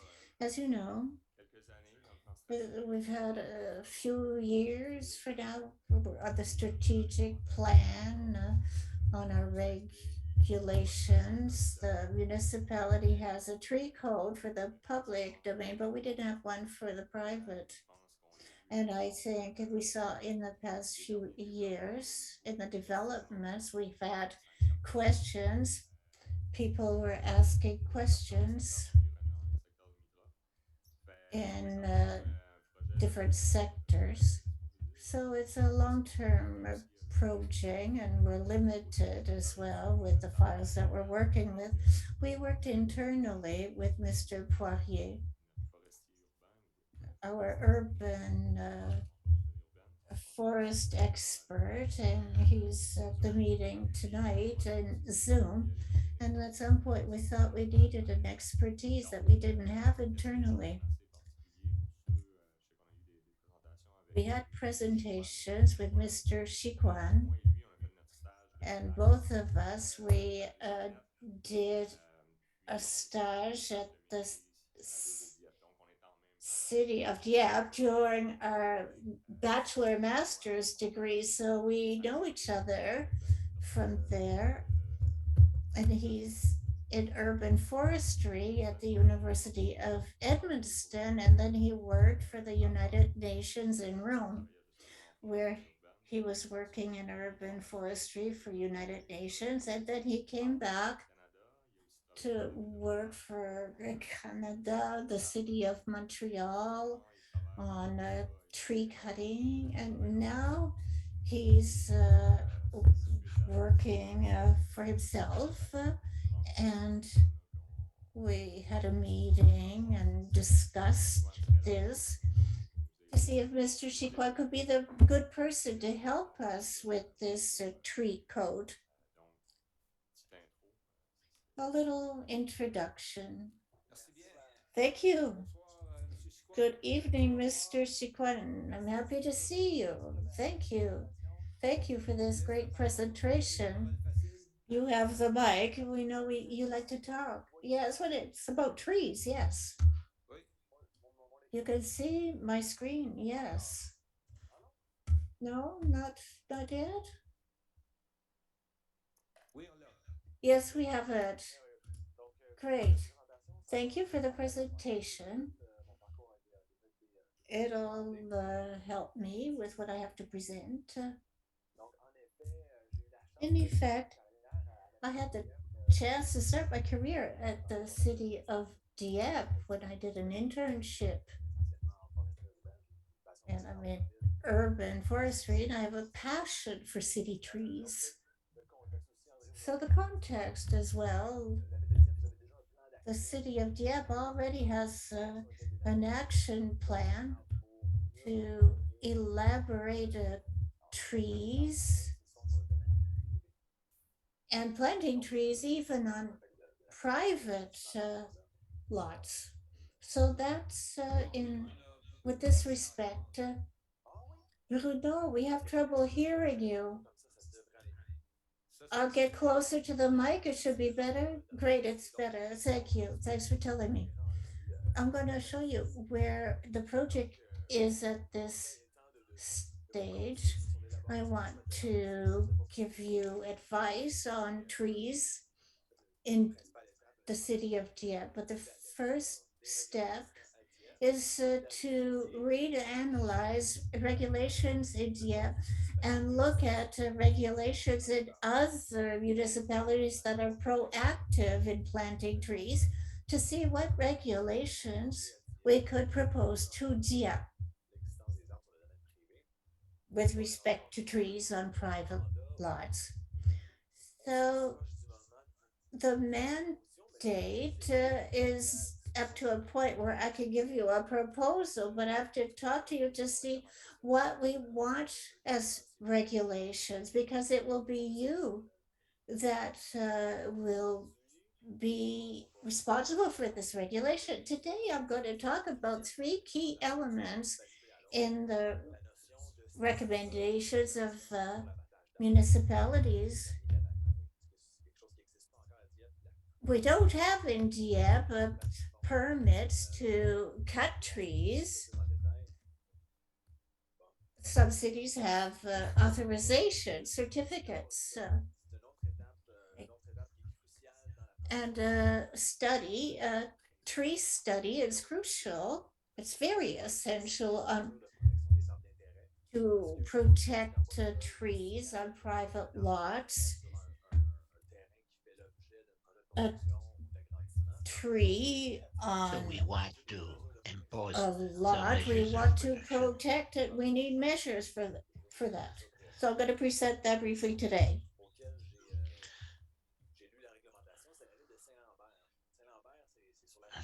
Set up in the city of the Montérégie that has the greatest indication of it's a very good, but that is great because of its appearance. So really, without a surprise, Saint Hubert city requires a study for any new construction, and it is any project or project that requires the issuing of a building permit, but requires also a study beforehand.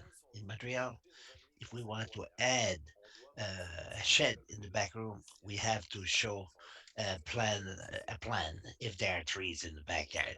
So it seems like a lot, but it's something we have to do if we want to save the trees. But so it's not about they require uh, that to be done is one of the conditions in order for the construction, and there's some requirement in the field of development. For instance, to really divide the commercial, industrial, and residential areas.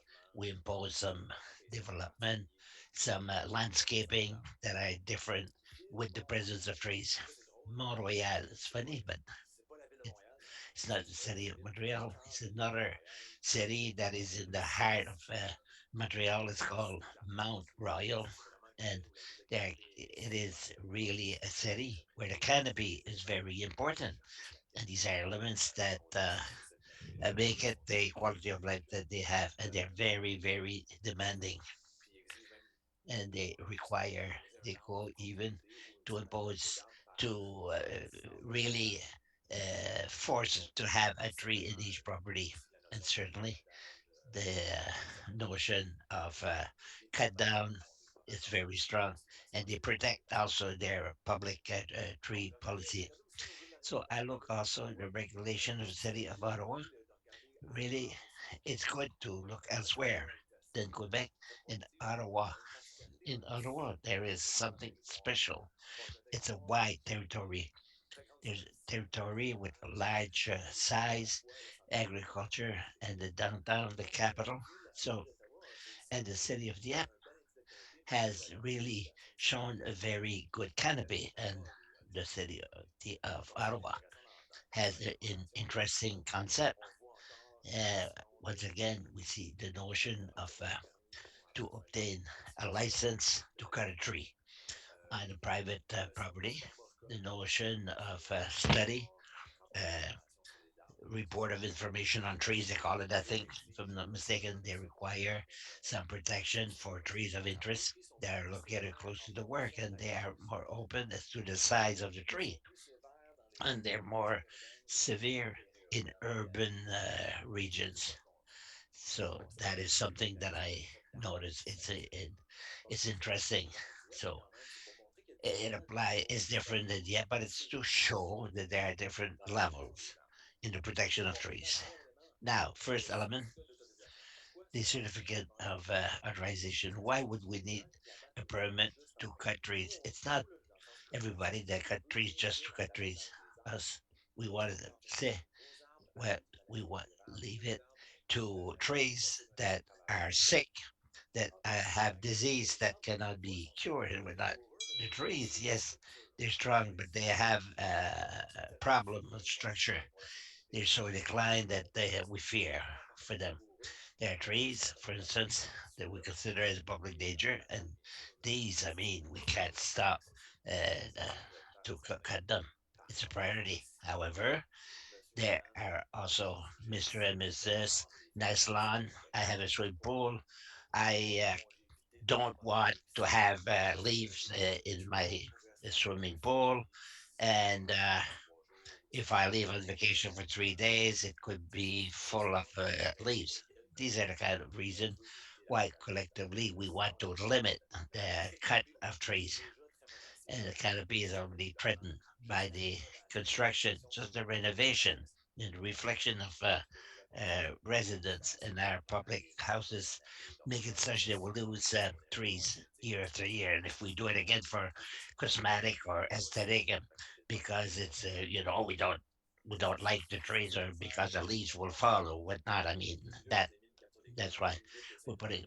I mean the letter of Sabrino, to give you another example, how we present it, how it appears, and where the question is how we deal with it. I mean,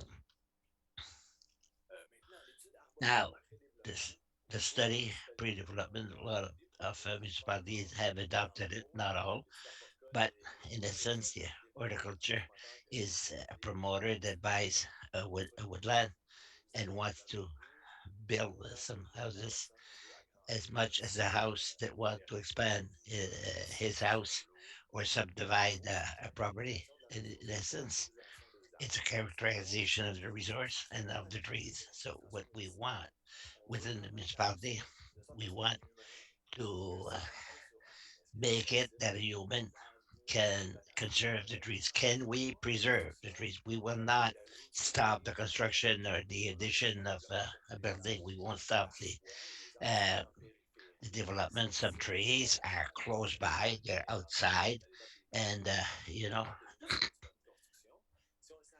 we, if we know in advance, we can take the measures to say, fine, we around there are trees that can be, but we can save by implementing certain policies. So it's the must to decide what can be conserved and what can't be. Until now, you hear me? Yes, go ahead. Look, I show you a concrete example of horticulture. This is in Outremont, another neighboring of Montreal we were approached. The architect was mandated to coordinate the project, so it's the architect contacted us because they were transacting and they wanted to widen it by putting in value the tree that you see on the screen. Very nice, old, and they wanted to put this in value by building around the tree so that the tree would become a central element. Well, somebody took 1 or 2 days and it cost $800, didn't matter. So what I'm saying, it's really a modality that's not too heavy. The owner or the promoter to realize, but that lot was full of mushrooms, and even during the construction, if I had been responsible for the construction, I would have ordered that it be cut. They approved the property on that side, but they were careful because the same study would have showed that the back of the house there were three nice maple sugar, and trees of interest that will still be there in 50 years if we had not attention. So the architects looked back at the project, and everybody came out, including the city, because they want another example, concrete. In Babineau, there's this project. I don't know if you know the jazz residents. These are residents, recreational residents, and it's really high style. I mean, it costs $3,000 a month, and the building costs 7 millions. It's an investment of over $30 million for the town, the city of San Bruno. It was a superb, nice project. We don't want to really stop a project like that, but the city, nevertheless, it make it as if Pierre wanted to enlarge the house, and they said that in the vicinity there were a lot of small trees, but there was one fir, a huge tree that was very strong, and she was really outside the project.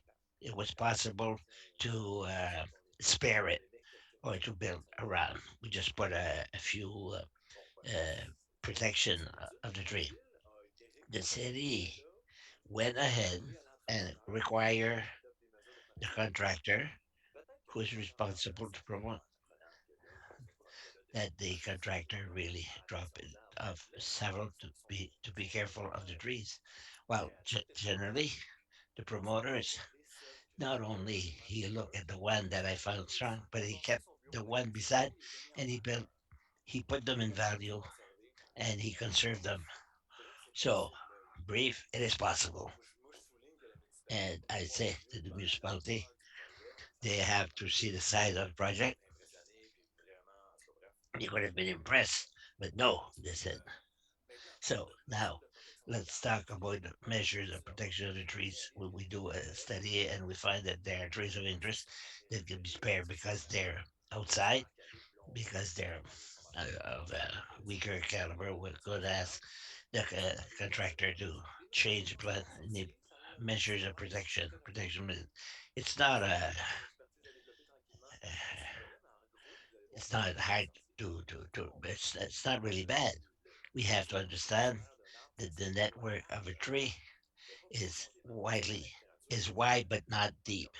I mean, we see some image like the one on the left where we think that the roots are deep in the soil. That's not true. I mean, the majority are along the soil. But yes, I mean, so for that reason, it's the protection of the soil that will be a crucial element in the preservation of the trees in the building area. We find about zones, improvement zone, because sometimes, so be it, if we can fence the whole area where there's no project being planned and to isolate completely part of a property and to limit the passage of the equipment driving through it. And sometimes we have no way of stopping it. A zone where there's a critical mass. We have no choice but to play there. And when we have to play there, well, we have to take some measures. The first measure is the fencing of a minimal size that will be a problem. And the fence, without the fence, of course, some brakes will be put down, or vehicle, or the employees, they don't know where to park when we're in the city, just to come to the the working area. When there are trees we can preserve, that's something we have to plan. And once the fence is there, well, on top, the promoter or the builder knows that anytime the inspector can come and see if everything is being respected. So the fence is an element that is not complicated, but that makes a big difference in the survival of the trees. I say the survival of the trees after after the work, because sometimes the compact of the soil can take 7 years before it really damage the tree. So it takes it's gradually that it attacks the tree, and sometimes the cause is not always obvious at the beginning. So this is an example of a parking that was really that took many months, and the parking of the employees was improvised. It was just a small lawn, and then the trees that were there had to be conserved. And this is a species that is recognized to have a tolerance in the compact of the soil. And extended compact, well, the tree remained, I mean, it was very high. And so in compact of the soil, uh, if we want the soil, and it really bring about some hardship to the tree.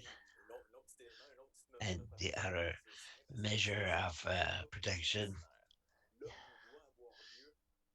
where we there must be an escalation at the limit of the escalation, that where everything will break, will tear, and will damage wider than what is planned. If we go with a saw, a round saw with an engine, well, we go through to make a track, it will cut the top. And then if you try to go deeper, and we don't go very deep, and this will make an awful difference. And if when we have to be sued, well, I mean, we can easily deal with it. Same thing with roads. There will be a better tolerance, much compartment, and the survival is easier if we cut the. I mean, it's not that hard. I mean, just take half an hour before the excavation, and that already will ensure the survival. Now that we come, really, I don't expect to have answers tonight. I mean, talk about it. We think that it maybe the planning division, or I don't know who will have to answer the question, but concrete question to which you have to answer, so that we can go further in the project. Do we wish to impose a tree on each property? And I underline your excellent project of plantation of the trees that you have started. We can help you with choosing the species, and just talk to me about it, and I find it fun because now it's volunteer. But if you impose a tree, well, I find that already you have a very good startup, and it's a then do we wish to impose a permit, a license in order to cut a private tree, to limit the cut of dangerous trees, or a tree that is in the way of a development. I mean, it could be some valid reasons, and if so, well, from what diameter? I mean, a lot of municipalities, they say 10 centimeters, that's 4 inches at the height of what when we're standing up. I don't want, but more and more municipalities, they reduce that to 5 centimeters, 2.5 inches. If we live in Nogay, we have to ask a permit to cut a tree that is 2.5 inches.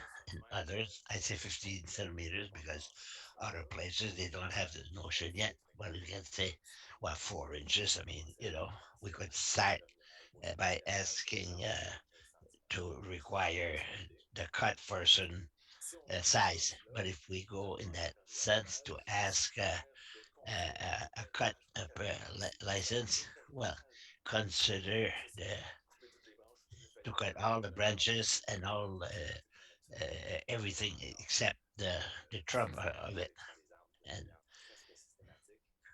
that is one way of doing it systematically.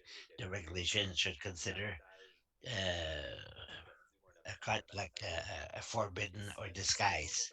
If the person asks the permit and don't have it, okay, I'm gonna go and do it anyway. So they cut it.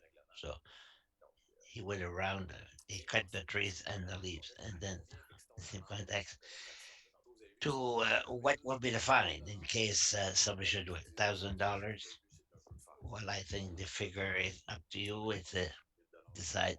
$1,000 is a good figure. Why not? You can have that discussion. Can we impose in a building permit or subdivision? That is the regulation that would have that we you had last spring. So I think that it's the purpose of the trick, but we have to think of the consequences. What does it involve for the elected members to do that? And in the case of issuing of license would be conditional. A building permit would be conditional on the protection of the trees that have been detailed by the study. And finally, well, the public trees. Well, I come back more widely. Do we want to protect more the public trees? Well, it could be the opportunity. Uh, these are the regulations of Montreal City. No building is allowed unless 50 centimeters from a public tree. We have a tree, for instance. If a tree is in front of our house, we cannot pave. Even if our yard is asphalted, we can't get closer than a certain distance from the tree.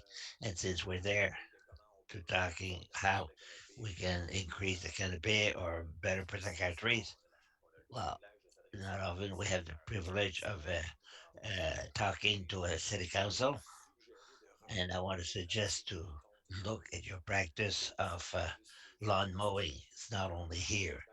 I mean, a lot of places, but it's here that opened my trees and my eyes. But our operation of mowing the lawn are negative in the growth of the tree, and we have to be. I recommend to the municipalities to stop and prohibit the side trimming so that it'd be nicer and everything else. But however, at the bottom of the trees, it shouldn't be done at all, at all, at all. And the young trees are sensitive to this. Injuries like that have an impact, a very important impact on the growth, on survival, on the resilience of the trees. And we have to understand the trees in the city are stressed by drought. They try to grow in a superbly poor, and they are injured. We us a trip like this, public works or private or public, it costs $1,000, 4 or 5 for the tree, and 5 or 6 manpower, and maintenance, blue collar or who it is that does the work. So it's $1,000, and we reduce the growth and survival. So if we do it, so look, these are two trees, the same species that come from the same place. They were planted by the same people on the same day in the same kind of soil. The one on the left is in the park, on the right is on the private land. So, brief look, the one on the left is better than the right. just because it's nicer, because it's cleaner. Maybe 1980 we had complaints. It's important that being nice. I don't know, but it's an old practice, and that's why we have to change. Big, you know. So this is what it's funny. The other one is still alive. It's not dead. No, it's not dead, but it didn't grow. All the energy that they're trying to bring it back to normal. Well, so there. Thank you. I'll stay with you if you have question, and if you want to know if you have a question on the tree, we'll answer them.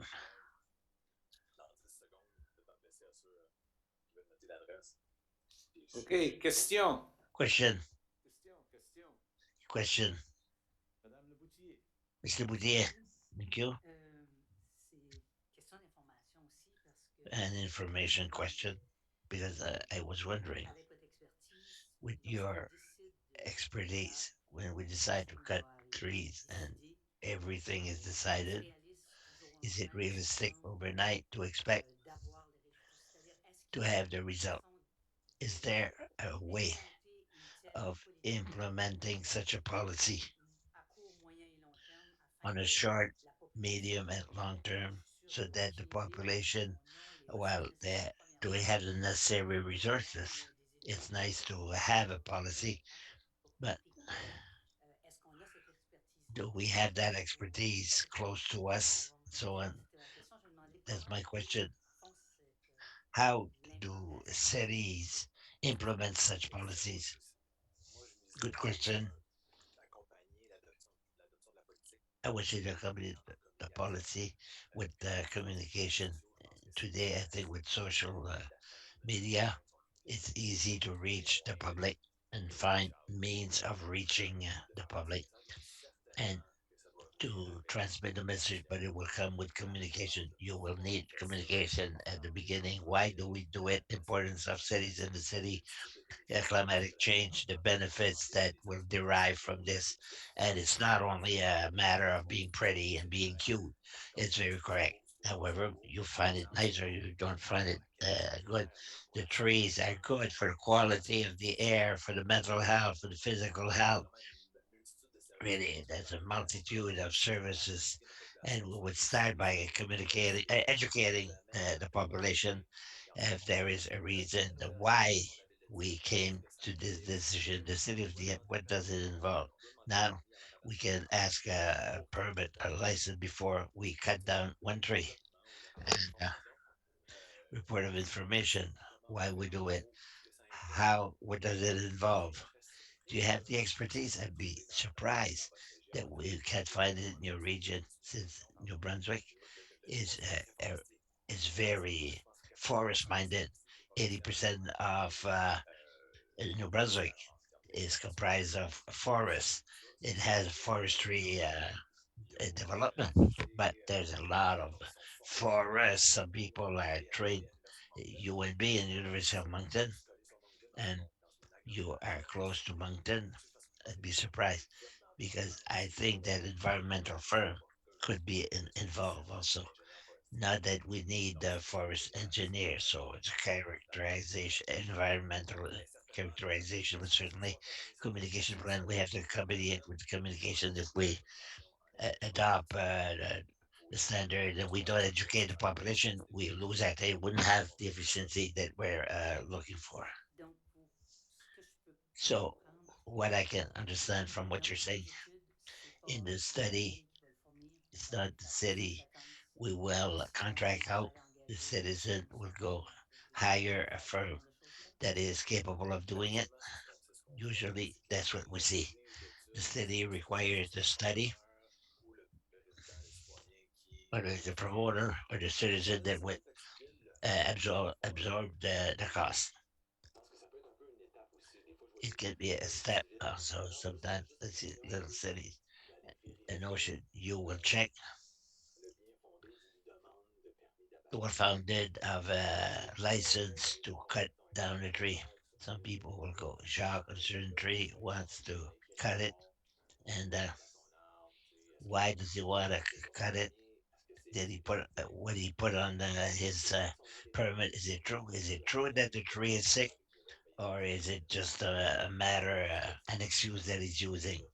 So quite often, it's uh, new trees and leaves. Other cities, in fact, they will only see satellite to see, and other make it that there should be a study made, so that it should be the user should pay, but not a burden by the city. But sooner or later, for sure, at the end of the day, while it was something that we should really look at, and it will require more work. If you have a study to study, to judge, and some cutting permit, I mean, a lot of things will have to be required. Thank you very much. And Godbo, thank you. Thank you very much for your presentation. I enjoyed very much the question that you raised to get ready if we want to go in that direction. Thank you, Mr. Frenet. I know you've been looking at the file for many years and you've been telling us what we need, and I appreciate the work you've done. Uh, do you know? I don't mean every success, but our data available to know what a policy like this can bring as far as the result in the community is to the number of trees that are not cut, that are saved. Do we have any statistics for the person who are shift people, their statistics to know what is the concrete impact of such a policy can bring? Excellent question. It's an excellent question. But without having some processions of issuance, we don't have any information that come in. Well, we have quantity of demand. Once we have process, we have the quantity of license issued. We can see the proportion of the demand that were aesthetic in nature or inappropriate, but that they were not founded according to the rules and regulations that we adopted. But at the time, it's difficult, and I admit that these days now it's just a matter of asking municipalities who have a good history with management of license. And I would like to give you. I did not work in a context where I was in favor to manage. When I was in Montreal, I would not go right to the tree. I can't go too far on that. Thank you very much. Any other question? No other question? Well, it's clear that there is a great interest from the municipal council of the city of Dieppe for such a venture. We'll leave it to the employees to analyze everything. Andre, Mac, thank you for your time today. Thank you to you. So it was a pleasure. Next time. See you next time. Good night.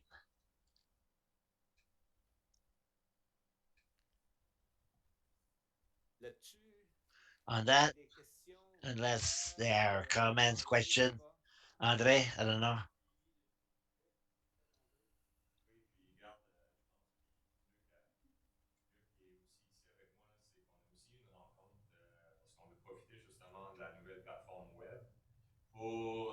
We want to take advantage new web that it be a community project. It would be important that the community can give their reaction, but the developers also. And I think we have a better chance of succeeding if they can know why. So we'll go ahead with this project, and even developers, once we explain to them the need, and I think it was well explained. A tree, yes, has a function on a private, but a tree is a collective good. So we should, the well-being of a tree. The next step is to answer the question that Bruno asked, answer them to think about it. You have to think about these questions how at ease you are, how comfortable you are, but to take the pulse of the population and the developer. And Bruno said, we don't want to stop cutting trees for the sake of development. A road has to go a certain place. There will be tree cutting, but if we can save some, that's where we want to try and work with the developer and develop transition zones in these area. I think we're in the good direction. And to answer Mr. Boutier, yes, we have architectural firms in the area that could do this report. It would be good for paying people, but it would be better if it's the city that makes its own report. So OK, thank you. on se laisse là-dessus. We'll leave on that. Question, Monsieur Godette, excusez-moi. Monsieur Godet, question, sorry. Andre, I have a question for you. If you know some trees on their territory, if we want to know if they're good or not, isn't there someone because he's just à Poirier and he can go and help you? Il n'y a pas de coût. Pour l'instant, il n'y a pas de coût. C'est lorsqu'il est disponible parce qu'il est un one-man show. Par contre, c'est une ressource que There are no costs associating his one-man show, but we have municipal resources. Maybe some people would cut a tree if they had more information. I had a discussion with Justin when he was talking about the cutting permits. He often receives calls asking if you need a permit to cut the tree. So people are already asking that question. But the resource person is Justin Poirier, the contact person. Yes, we'll have to ask ourselves that question as a municipality. We'll have a lot of requests and we need the right tools in the municipality, or we need private businesses that do that type of work. We always say that the private sector is there for evaluations on trees. Justin has a big heart, so he does a little. So before we take a decision, the objective is to conserve the trees. So that's a discussions we must have. Madame Boudreau, thank you, Your Worship. I have a question. I was looking at the trees planted in the city, and I see we put mulch around them and near the trunk. And my husband and I noticed that all the trunk of the tree is being eaten up by the mulch. We see a lot of that, and they don't seem to survive. I'm not the right person to be able to answer that question. Justin could answer it. If you have any questions for the employees, Justin is on the committee as well. We could give you those answers. If I have questions, do I send them to his email address directly? Nicole, Nicole Leblanc. You can send it to her. She'll send it along. I know Justin is listening tonight, so he's already thinking of what a good answer. When we look at all the former requests we've had,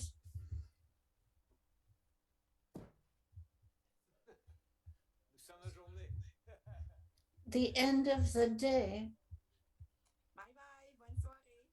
C'est ça, toi aussi.